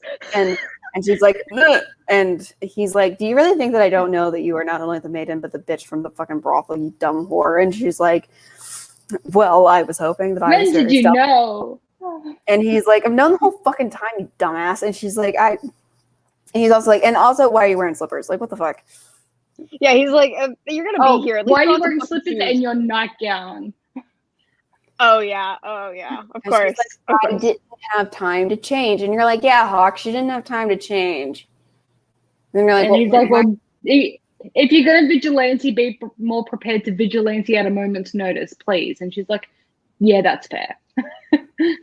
I wrote down for this scene that this is gold. This scene was gold. was. They're like grappling. Yeah, because another thing he says to her that was actually kind of funny was like, I don't remember us like commissioning dumb whores to be snipers. I don't remember that. Like, he doesn't say that, but basically, like, I don't remember us commissioning bitches in nightgowns to be snipers. And she's like, well, I don't remember asking for permission or whatever. And it's like just cute little banter back and forth. And he's like, yeah, well, not in this realm do we do this with like the women or whatever. And she's like, not in this realm. Is there be a realm where I would be allowed to do it? Take me to that realm, bitch. There'd be a realm where I would be allowed to, Well. to speak to people and snipe some hoes. Like, And they have hot water? What do you mean? Wait, was that in this? That might be in the next one. Sorry. I think that's the next one. They have hot water. That's not a They spoiler. don't have hot water here. No, well, they do, but not like faucets. They don't have like faucets that you turn on and hot water comes out. okay, is it like? Yeah, that's Wait, next book then. Is it modern? Can you just spoil it? I haven't gotten there yet. Okay. They haven't gotten there where I'm at yet. Okay. Now I'm really interested. Anyway, I'm interested too. So anyway, it's good banter. And then at the end of it, he's like, because one of the first things he does when he catches her is really compliments her sniping. Yes. So he's not there. So he's kind of like, you shouldn't have done that. But then she's like, you can't blah, blah. He's like, I'm your guard and you're clearly like the biggest threat to yourself. And she's like, well, blah, blah, blah. And he's like, fine, but don't wear slippers. And he's like, and go back to your room. And he's like, go back to your room and don't be seen. Like, go, and I will come talk to you. And then I was expecting there to be more stuff between it, but then then she gets back to Tawny and she's like, I don't know that. And then he immediately shows up and he's like, hello, I am here to have that chat. Hello, now. princess, we need to talk. And Tawny's just like, and their banter when Tawny's there is fucking incredible. It's fucking incredible because she's just like, she's like, can you excuse me? And she's like, Tawny doesn't have. He was like tennis matching. And she was enthralled because Tawny's like, yeah, I know I was too. Because Tawny's like, Tawny's like, I don't want to leave. This is really entertaining. And then Hawk is like, she will tell you everything later. You can leave now. I know. I was like, what a good boy. Like I liked like I was gonna say like one of the things I liked about this was I don't know if it was explicitly said, but yeah, at least got the vibe or like the impression that it was like, well, I'm going to tell her everything anyway, so why can't you stay? Yeah. And he's like, well, it's fine. Tell her later. He's like, well, tell her. Yeah. That never, ever gets, like, that is never the response to, I'm going to tell her everything anyway. Yeah. And his response was just like, okay, do that then. But right now, you and I have to chat. Fuck off. Privately. Yeah. And he's like, I know you're going to have girl time later. Have it later. Have your little fangirl time later. Go. Like, yeet. And she's like, and at that point, she's like, okay. Like, bye. Yeah, Tawny's like, if you fuck, I'll close my ears. Like, yeah, because Tawny's like, but I'm not at one point also Tawny's like, but I'm not a threat to her. And he's like, you would lie to her and tell me that she was sleeping. And she was like, point to you. I would do that. I'd totally lie for my best friend. Yeah, right. You are her guard. I will leave you in her. I will leave her in your capable hands. Goodbye. That was I loved that scene so much. It was great. Then I mean they talk and he flirts with her and then lets her go to bed. I wrote down their banter is ... really nice. Like every time they spoke, I enjoyed it. I was like, what's gonna happen next? Like, damn, y'all. What made it work even better was just how interconnected every scene they were in was to the plot, because you never felt like it was plot then romance, plot then romance. It's all combined. It's all combined. So it made the plot not boring, which worked. Then we have hand-to-hand combat training with Victor. Then she wants to meet with the Duchess because they had a meeting with like a bunch of people in the hall, and she like can feel everyone's emotions, and it was really overwhelming. So she meets with the Duchess to be like, so my feelings are going out of control. Yeah. So couple of things. So yeah, previously she'd only ever been able to sense pain. Yeah. Feel other people's pain, and that's it. Now she's starting to feel things like anger. I'm not sure about, I don't know, we'll find out more later. like obviously her abilities are maturing. I don't know if it's because she's using them more, or if maybe another thought I had was maybe sexual activity, for whatever reason, might up her powers. That's not it. There is a reason. She only started to feel. There is a reason. There is a reason why her powers are getting stronger. Is it proximity to others of her kind? No, it's age. So it's just age. It's age, yeah. But okay, yeah. I like the proximity to others of her kind. We can pretend it's that too. I'm just like there's so many potential things that it could have been, but yeah. But also in that town hall meeting, for lack of a better term, it was so because that family that like asked to keep their kid, God darn happy Cravens came. So don't ask to keep your children anymore, or we'll all die. Yeah. So it's kind of a dick move. Yeah. And then so after that meeting, so after that, like the whole assembly, they're in that crowd because they gather everybody together. The Duke and Duchess are talking. The Duke is kind of talking. A guy comes forward, and my first thought was, "This is a plant." I was like, "This is a plant. This is a ploy." The Duke made this happen was my first thought. But was like, "I'm a dissenter and I'm a blah blah blah," and from blood and ash we rise. Yeah. Yeah. And then he gets taken away. And he makes a stellar accusation. He was like, well, not an accusation, just an implication with a heavy accusation behind it. He was like, do we really believe that our third and fourth sons and daughters are really at temples serving the gods? Then why do we never see them? Tell us where they are. Tell us the truth. That was spicy. Like, okay, so they're dead, right? I was like, they killed them all. Their food, right? Well, we already had like the vampy thing, right? And then also, so like I'd already long by this point suspected that they were vampy vamps or whatever the equivalent was, because the creepy lords smell like some familiar sort of floral flower, and then when she's in the room with the dead girl, she's like, "Oh, jasmine! I love them. Yeah. Why is the smell of the jasmine creeping me out? That is odd. Yeah. I liked the smell of jasmine yesterday." Yeah. And now, yeah. Tell us where our children are really going. I'm just like, they're eating them. Blood bags. And then after that, Hawk, and I think Tawny talk about it. Oh, wait, she speaks to the Duchess. We haven't really. Yeah, she talks to the Duchess about her powers. I thought that happened first, that they talked about. No, that's happening right now. They talk about her gift and how it's becoming more unruly, and that's when she's like, oh, because she asks about the previous maiden, she's like, oh, we don't speak her name.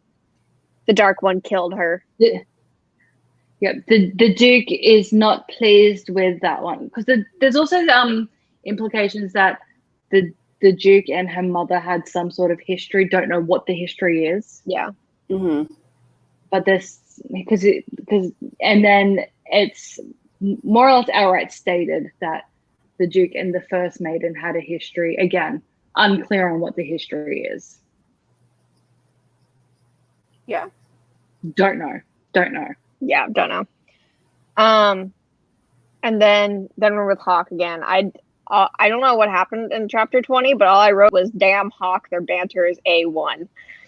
I don't know what happened, but well, at some it was point, cute. We'll go ahead and talk about this. At some point, they talk about the accusation of, or just the implication of like where the kid's going. I think that must be this. Yeah, just while it's on my mind. And Hawk is like, I wonder where they are going. And she's like, and Poppy's like, and Poppy and Tawny are like, the temple, obviously. And he's like, yeah, absolutely, which should be so easy to prove, because all you have to do is show us the kids. Like, if they're just serving the gods, surely it won't interrupt anything because they're so servitudity that they're going to be so dedicated that showing us the kids won't matter. And they're like, yeah. Why can't we do a walk by the temple? Yeah. They're like, yeah.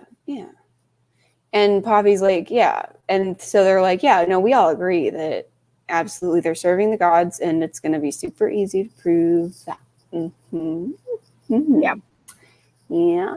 And he's like, yeah, because Hawk even like plays along, and he's even like, you know, because obviously when you're serving the temple, you know, you can't leave. You have to do the you have to do the serving. You have to serve. You have to serve the temple. And he's like, what does serving the gods mean? No one knows. Again, everything is shrouded in mystery in this world, and it's by design, obviously. Like anything we don't know, it's because Poppy doesn't know it. Poppy tells us everything, okay, guys? But yeah, she's just like, what does serving the gods mean? I don't know. I just know that they go and they serve. Yep, and that's it. Then the next thing that happens is she's like, the next chapter just starts with, I'm going to die. Fuck, I'm stupid and now I'm going to die. And then we get how we got here, because she's like, she was going to go steal a book because she wanted to read a book.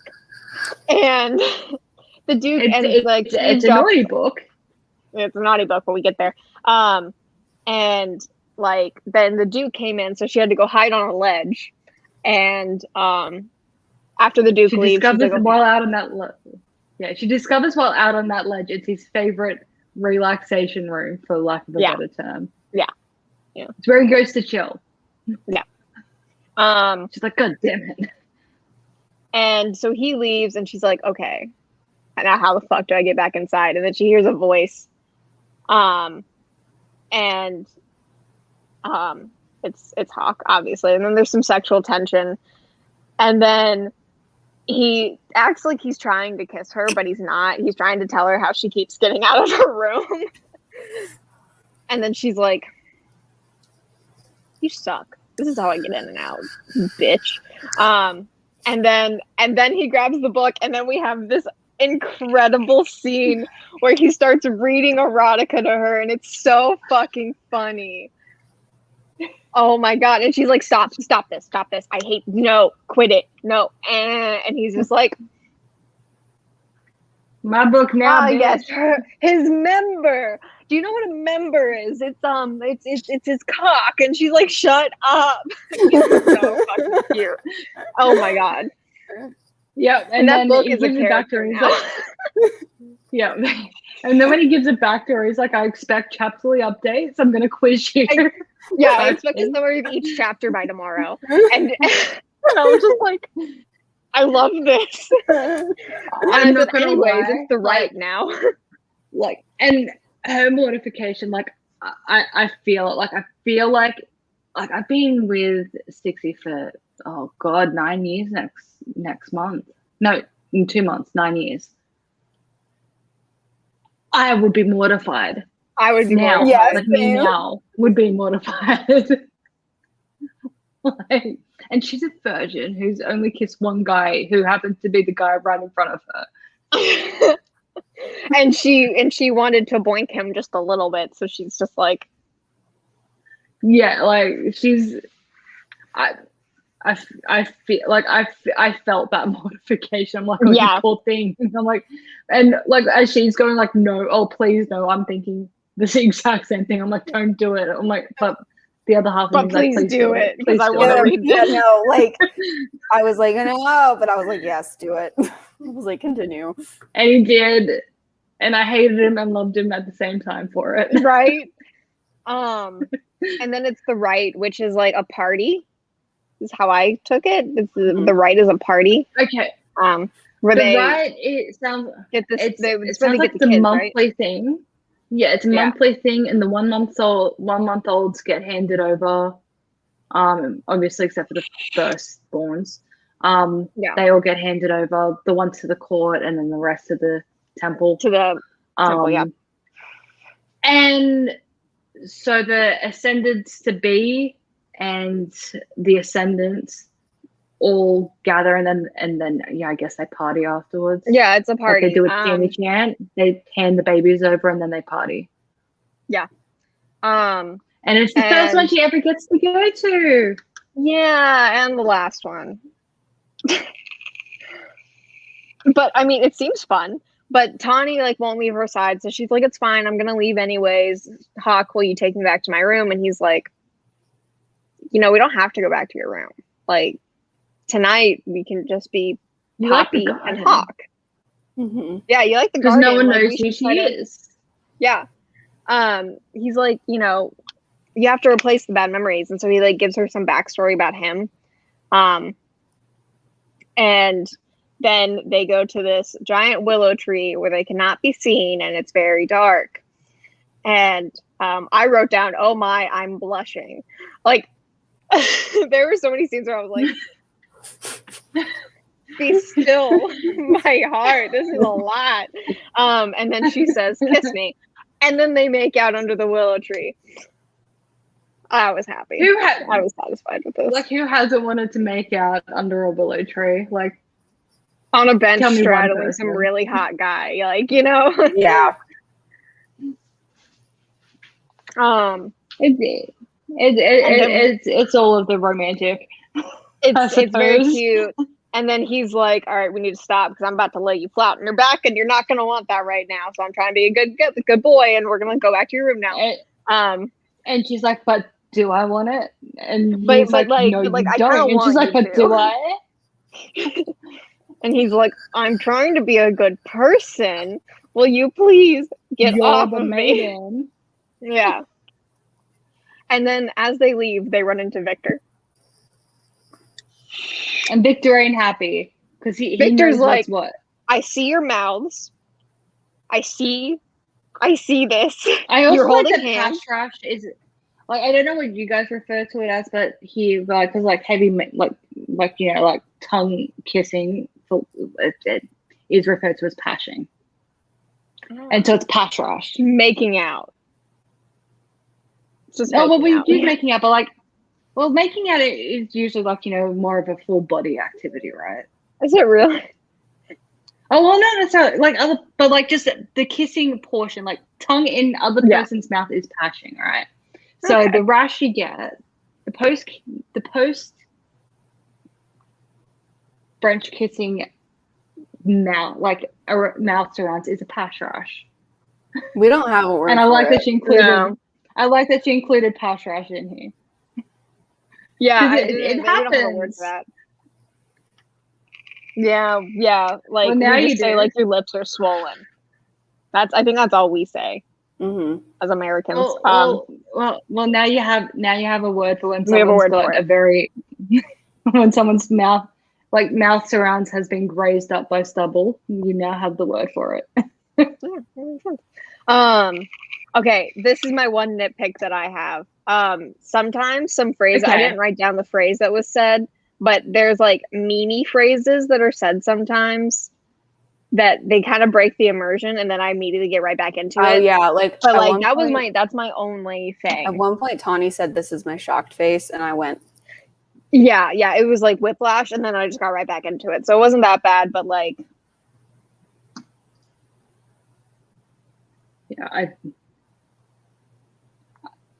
There was definitely dialogue that broke did, it a like little the mm, where the dialogue broke especially the tone because of it. I mean like because the dialogue in this book as well, like, it's not formal but it's not casual. yeah. So when there's that really casual stuff that like we say, I was like, meh. They're like, I guess for want of a better term, it's like business casual. Yeah. Yeah. It's like semi-formalized, but like, it's like a t-shirt with a blazer on. Yeah. Like, Yeah. but then yeah, there were some things that were just like, no, I'm wearing my crop top and my Daisy Dukes and Right. Yeah.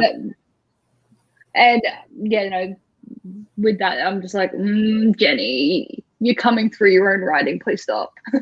Yeah. Like that was the only thing where I was like, oh, okay, I am still reading this book.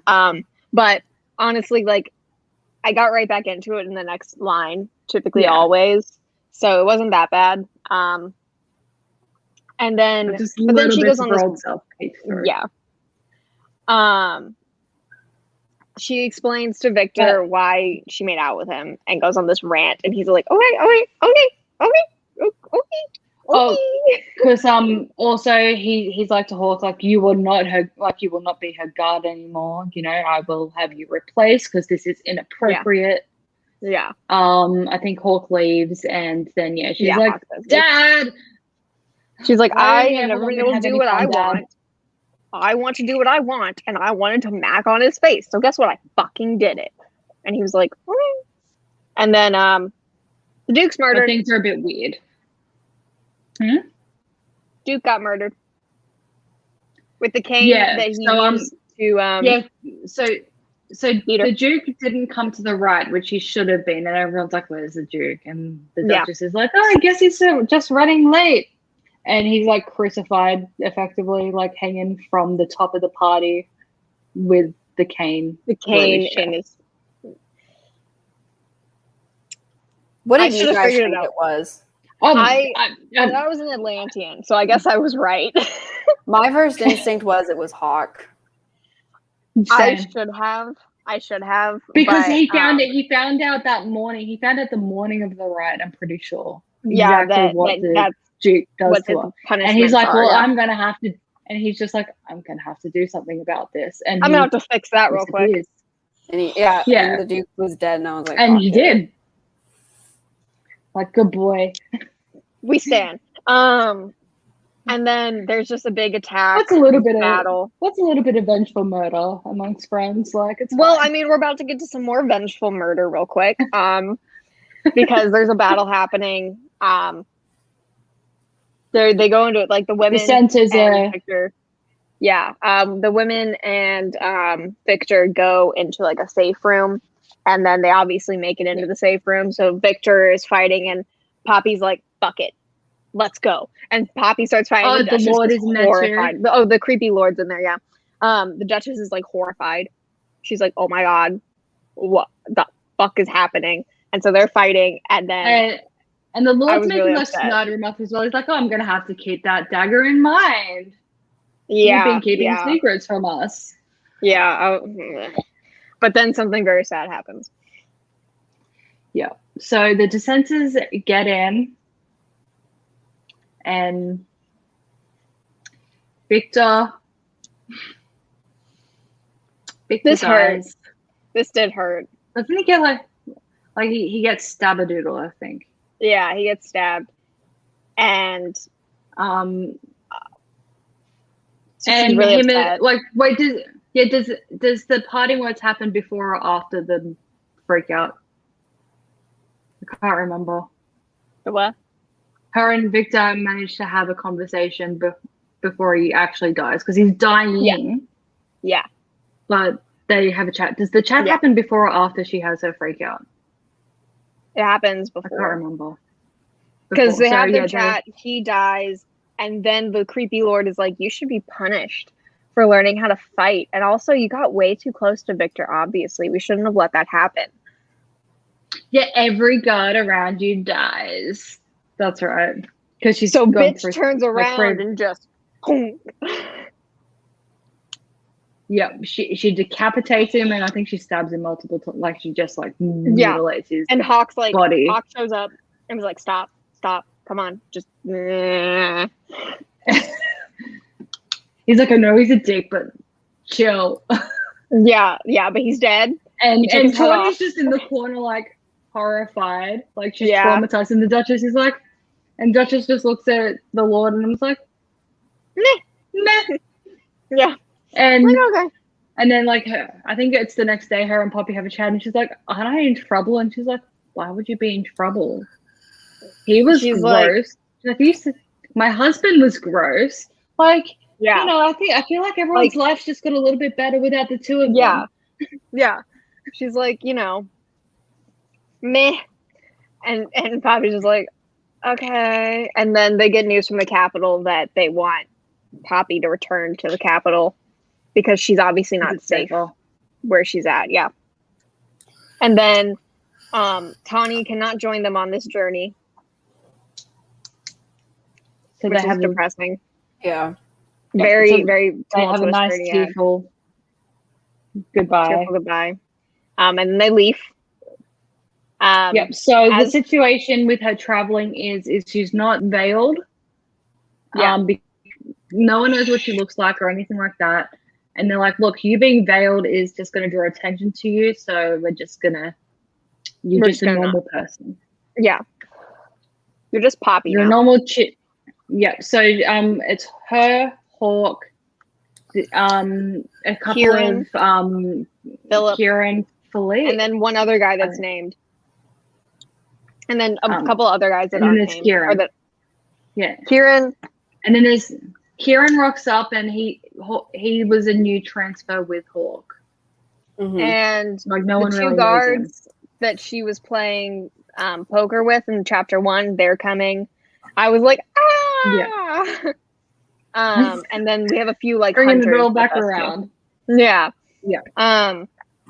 So they start on their adventure, and she's riding on the same horse as him because she doesn't know how to ride a horse. And he's like, this is going to be torturous, but very exciting. And she's like, why? And he's like, think about it. Just two breaths, think. And she's like, oh. It's weird though.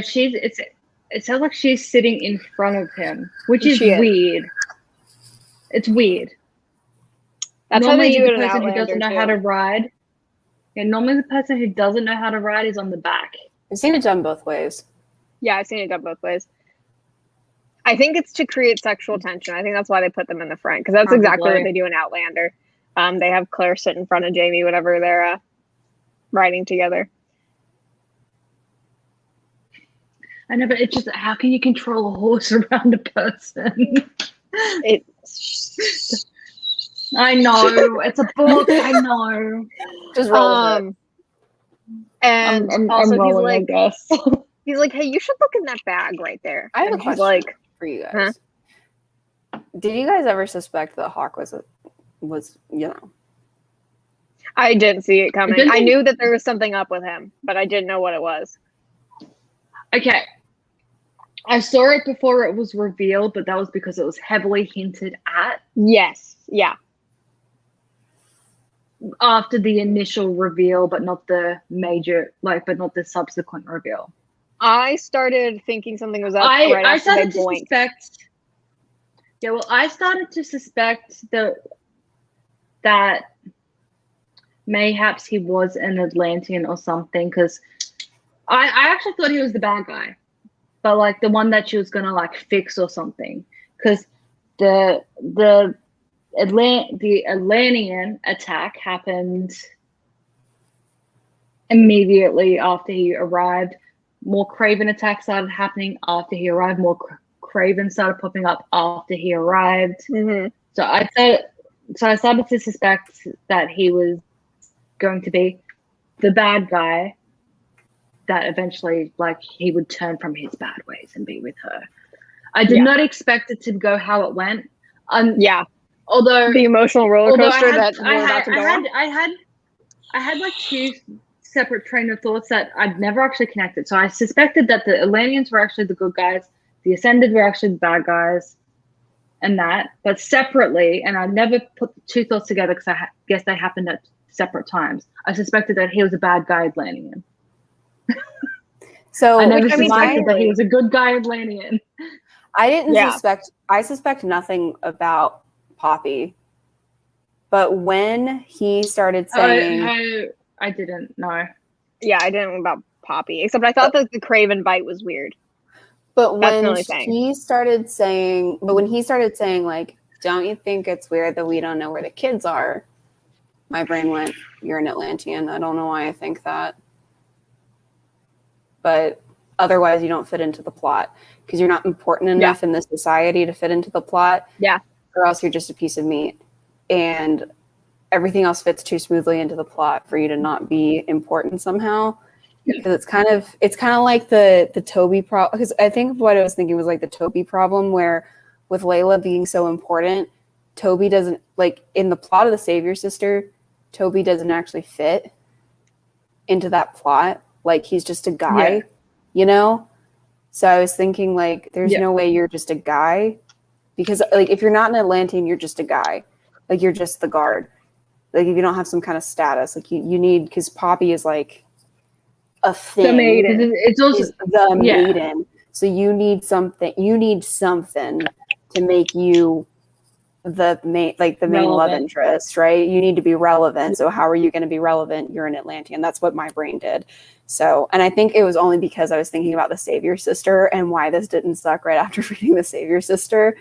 And it was partly because when we were reading the Savior Sister, my brain kept going like, Toby doesn't matter because he has no status. He's just like a guy. And yeah, so I was thinking like, there's no way you're just a guy. Unless you are, in which case that would be dumb. But I don't think he's just the guard.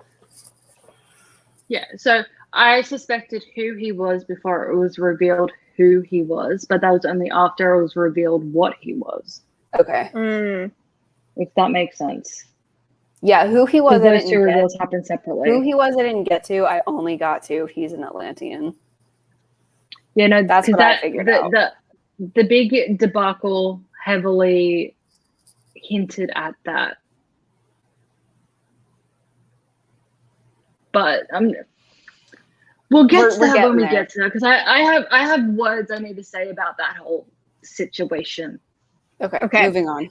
So he tells her to go reach into the bag, so she does, and she's like, "Are you fucking kidding me right now?" And he's like, "Did you finish reading it?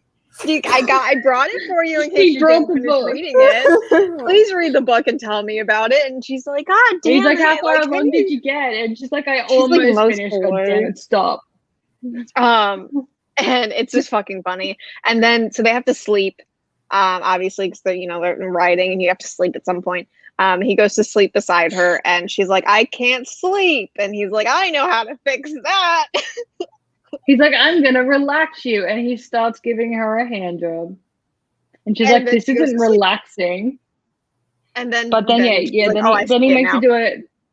Then he gives her a big happy O, and then she's like, "Oh." But I like the way that we circled it back to that. He's like, because he was just like, "See, I told you so." and she's like, but that's the stuff he says during those scenes. I'm like, oh my god, take it down 2 notches, buddy. And then I think it's Kieran that's like, "What are you doing?" Isn't it Kieran that's like, "Yo, I know what's happening between you two. Like, can you not?" And he's like, "Nope, I can't." There's a hunter named Noah. That's it, because I wrote it down and I was like, Noah's here. And then a bunch of Cravens show up. One of the guards that recognize her from chapter 1 dies, and she helps him as he she does her empath thing to help him die peacefully, and they reminisce about. He's like, "I played cards with you at the red whatever," and she's like, "Yeah, you did." Yeah, that was a fun time. And then I think it's Phillips that's like, "You can control emotions, you," and then so everyone knows now, including Hulk's like, "Wait, what? What the hell have you read from me? Tell me now. It's important." I'm thinking, "You're fucking sus, dude." Yeah. So that because earlier than this, there's actually a scene where she's like, she feels Hawk in anguish, and he's talking about his brother, and she's like, "Oh my god, I'm so sorry your brother died," because he's like really in pain. He's like, "Oh, he's not dead," but before he says that, he's in so much pain that she grabs his hand and she's like, "Beaches," and he's like, wow, I feel like dancing like Happy Feet, and then she's like, "Oh shit, I think I overdid it," and then she's like, "Are you okay?" And so that's a scene that happens. It's the first time in a long time that I've been okay. Then that next night in the next town, which is New Haven, I believe, they talk about her gift. She realizes she's in love with him, but she doesn't say it at that point. She says it later, but she's in love with him. And so she asks him to stay with her overnight. And he's like, "All right, but if I do it, we're fucking." And she's like, "Okay." So, and that's when I figured out That's when I wrote down. Oh, They keep alluding to the fact that he's not normal. well, because immediately after doing the fuck, also his eyes were glowing during sex. Yeah. But immediately afterward, he's just like, no matter what happens tomorrow, because they're Remember also that they're this also is a bit real. sus on this town. Yeah, this is real. Okay, and she's like, yeah, sure, okay. I'm thinking, no alarm bells Yeah. were going off. I'm thinking, if any person ever says Says that no in a matter book. what happens tomorrow, just remember that I love you. Be like, why? What the fuck is happening tomorrow? Don't be like, okay. No, you're like, why? You demand the answer because Yeah. otherwise you get. But so in this town as well, like they're not seeing there's no like royal flags anywhere. They're not seeing any The ascendants. Duke is anything like gone. that. Yeah, and they're like, oh, he's just hunting, and they're like, and yeah, so she wakes up. Hawk is gone. I can't remember if he said he's leaving. They And he's woke like, up "I've in got the some middle shit of the to do." night, and he's like, I have something I have to do. I'll be back. Deuces. And then this is when my notes just start getting, oh my God, who do we trust? Oh my God, what is happening? This is when the emotional roller coaster starts, and it does not stop until the final page. Yeah, because I think it's is it Philippe? I think so. Is it, how is it Yeah. spelled? I'm pretty sure it was pronounced Philippe. Spelled in that Philip. thing. Okay. Spelled Philip. Okay. He knocks on the door and he's like, we gotta go. Like shit is weird. People are missing. Hawk and Kieran like are how well do you? not good. Hawk and Kieran is sus as fuck. No one knows anything about them. How did he get to be your guard? We gotta go. And she's like, no. He loves me. And he's like, bitch, he crazy. We gotta go. And she's like, Bitch. no. And then so she's just and he's like, no, they're Atlantean. I think does he say it?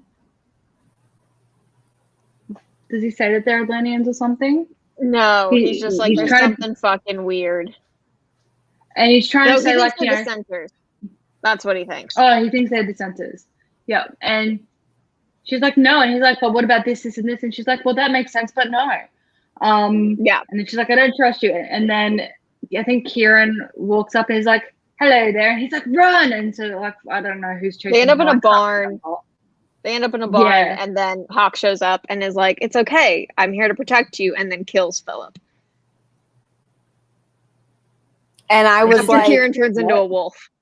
Yeah, no, I was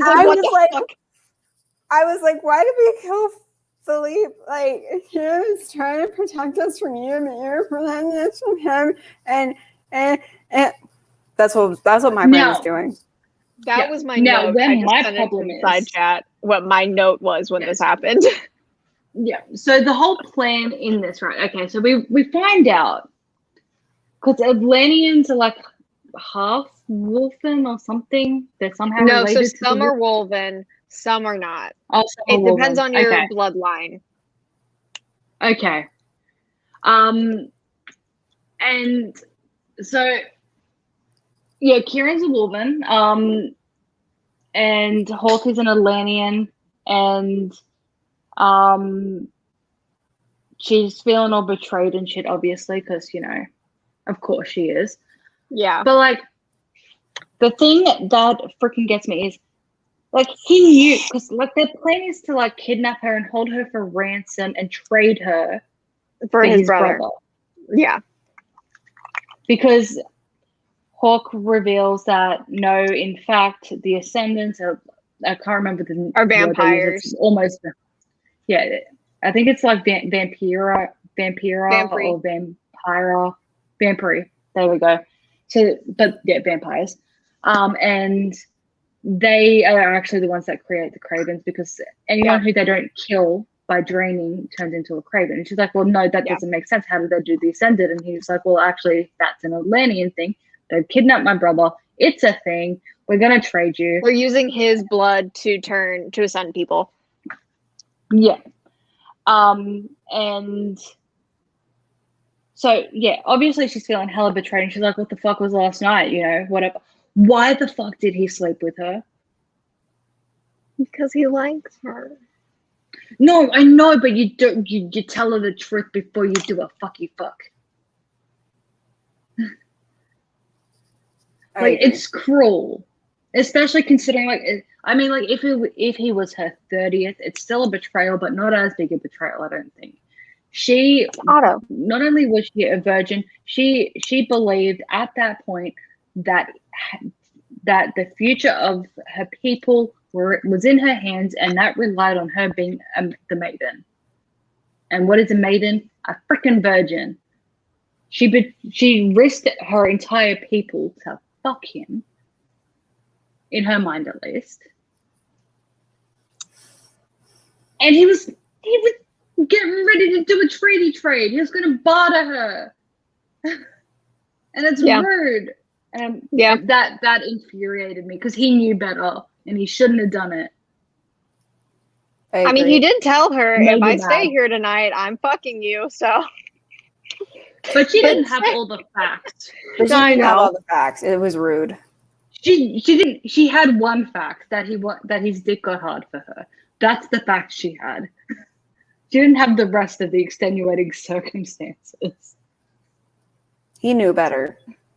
That's fair, but it's fine. Also during sex as well, she felt his incredibly sharp teeth as well, and I'm just like, yeah, you're vampy. You're a vampy vamp. You're all the vampy vamps. I don't think he is. No, I don't think he is a vampire. I don't think they can become vampires. But like, he does drink blood. Yeah, he can. Yeah. So I guess he is one, but he's not. I don't. There's two kinds of vampires. It's different. It's like the Strigoi and the Moray. Atlanteans. Yeah, whatever. It's fine. And so while like she's feeling betrayed and I'm like, do I trust Hawk still? And I'm like, yes, I do. Yes, I do not stop standing him until you give me a real reason to stop. And then he's like, no one touches her but me. And I'm like, okay, we still stand. We're good. We're good right now. Yeah. Look. Yeah. Like, I mean, I still trust that what he's saying is truth, because he's never actually lied at this point. No. He's just omitted a lot of facts. Yeah. But then when he's explaining, like, no, actually the story was, back in the day, there was a kingy king who decided to turn a bunch of mortals into thingies. Yeah. And he's like, and then they became the Ascended. He unoutlawed it, and then there was too many that they were taking babies from people's houses. They were killing kids, killing adults. They were killing everyone. Then the queen divorced him, married someone else. They outlawed it, and then a battle ensued. Ascended won. We retreated, and it was a thing. And then he ends that conversation with, not everything was a lie. And this is one thing that does irritate me, because it is a trope. She's like, okay, so obviously, like, he's lying about that too, right? Like, obviously, like, when he says not everything was a lie, like, that obviously doesn't apply to me. And I'm like, when he says not everything is a lie, he means that him having feelings for you was not a lie, you dumb fuck. I know, but half of that, I mean, I will say that half of that's on him. Like, he could have just explicitly said it. Yeah. Yeah, it's like one of those. It is in every book and every TV show. No one ever just says it. It falls into that romance trope of, like, now we have to create tension, the will they, won't they tension, and we have to sit here for a minute. At least we don't string it out. At least we don't string it out in this stuff. I will say it would be nice to read one. I mean, I was expecting them to have a thing. We fight, we break up, we kiss, we make up, whatever. Make up. Yeah. Like, it's always a thing. And it would be nice to read a book other than, like, Mercy Thompson, where characters just get together and then, like, work as a team and, like, you know, that sort of thing. Like, because Mercy and Adam are pretty good about that. Like, they get together and then, like, it basically takes supernatural they have some marital problems in that. Well, but it's supernatural marital problems. But it's it's always like, but it's what, 13 books into the series, 12 books into the series, and Adam is cursed by a dead witch. Like, it's fine. A death curse. It's like fine. it's a like it, and that's what it takes for them to have any kind of marital issues. Like, so, but my point is, it would be very nice to read another book where two characters get together and then they're just a couple and it's fucking fun, but never. We always have to have them get together and then, oh no, a secret. And it's not like we could, I don't know, like talk about it. Yeah, right. But then after, so she's in a cell, and after he leaves and tells her all this, she does start to believe some things. Yeah. She's like, well, it makes sense. What he's saying it fits with the questions I have. Yeah, it's answers to the questions I have. And she starts to sympathize with some of the people there. And then the guy that actually killed Rylan wants to murder her. So didn't she cut off his hand? Yeah. Yeah. So, and it's not just him. Someone else rocks up. The guy who didn't want his the daddy son. of the baby. Yeah. And they start fighting her. Yeah. They start fighting her, and she's all types of fucked up. Hawk shows up and is like, what the fuck are y'all doing? She's about to be disemboweled. Yeah, like he's about to commit mass murder. And this is when I figured out that he was the prince. And the Dark One. That's exactly what I was like, oh god, okay. Yeah, cool. That's when I was like, oh yeah, I figured it out in that initial thing because she was like, you work for the Dark One, and someone's like, wait, you don't know? Yeah. And then he's like, shut up. And then there's another bit where she's like, you're doing this you're doing this for the Dark One or something, or what about Victor's death? Was that a thing? And he was like, look, they were doing that for me, but I didn't know that they were doing it. Yeah. Like they did that of their own accord. And I'm like, for you? I thought they were doing it for the Dark One. Oh wait, you are the Dark One. I know it. And then it was revealed. mm-hmm.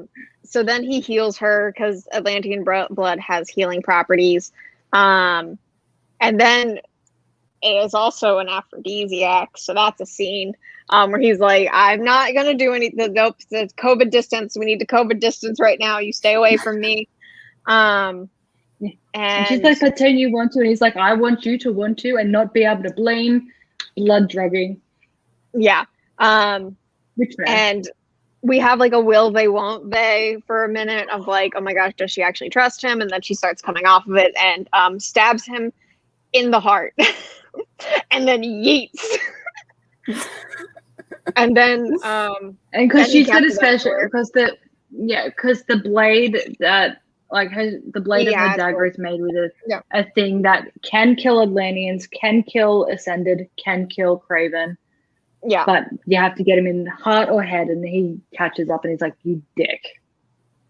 Yeah, he's like, that was very rude of you. And so he bites her because he has suspicions at this point. And this is when he confirms in his head that she's an Atlantean, or half Atlantean.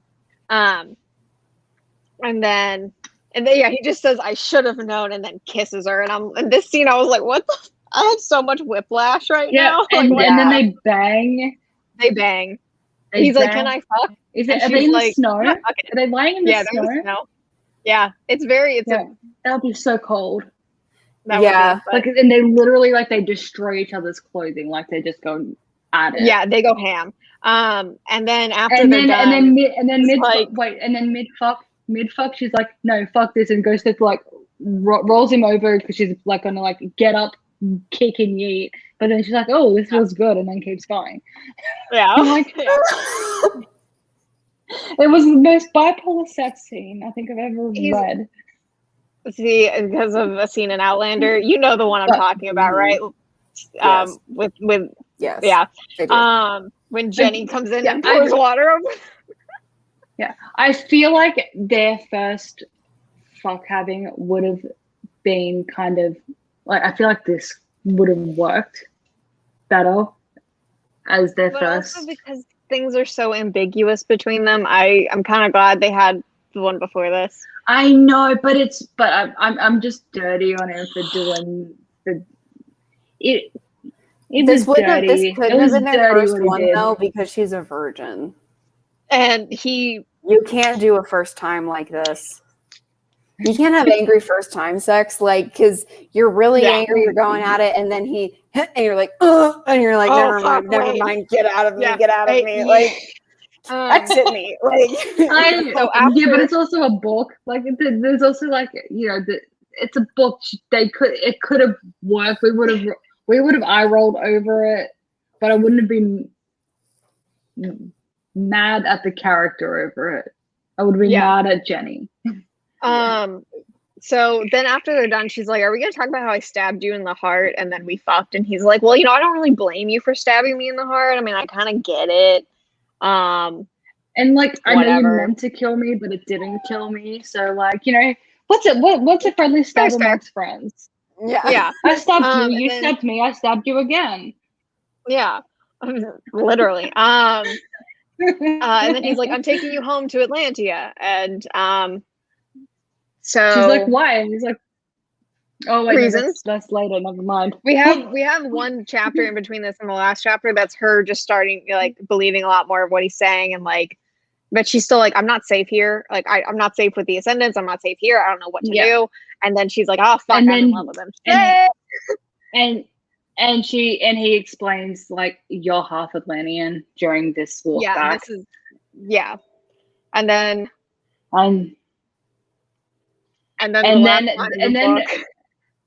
wait, but then like before that, like before the last line, I'm just gonna because I was like, what the fuck is he on about? And then the last line, I'm just like, fuck off. And then that's where I was just like, YA. He was like, there you are, YA. There's a reason. There is a reason. It takes a long time for him to actually say it, but like there is a reason.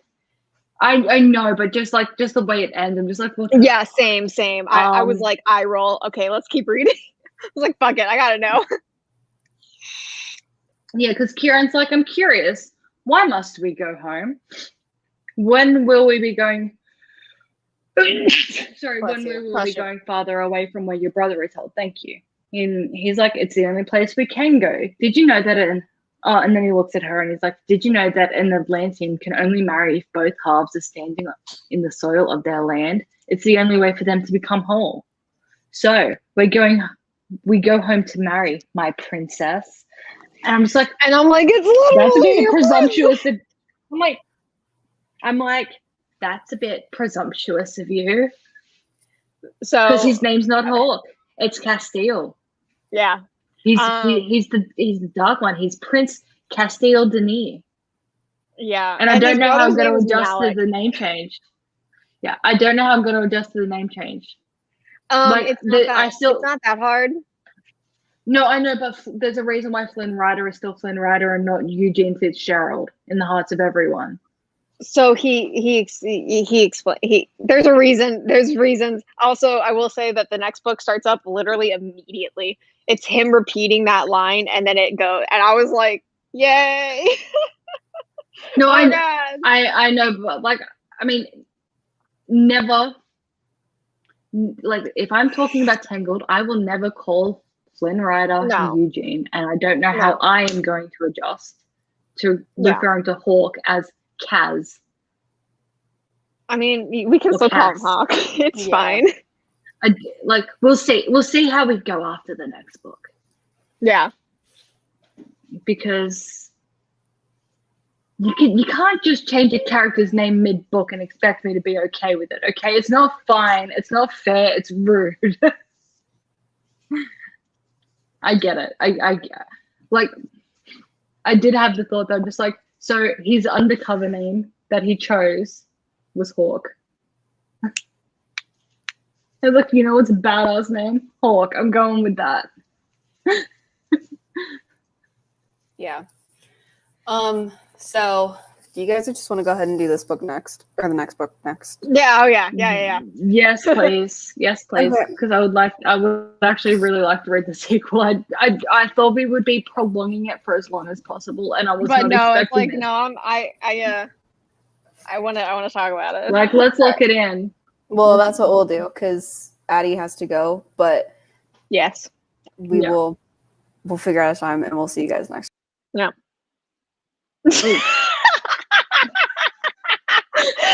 Okay, well now it's the Mara and Addie show. Crowd, Welcome Bye. back. at a time. I'll end it for real now. And all right, bye.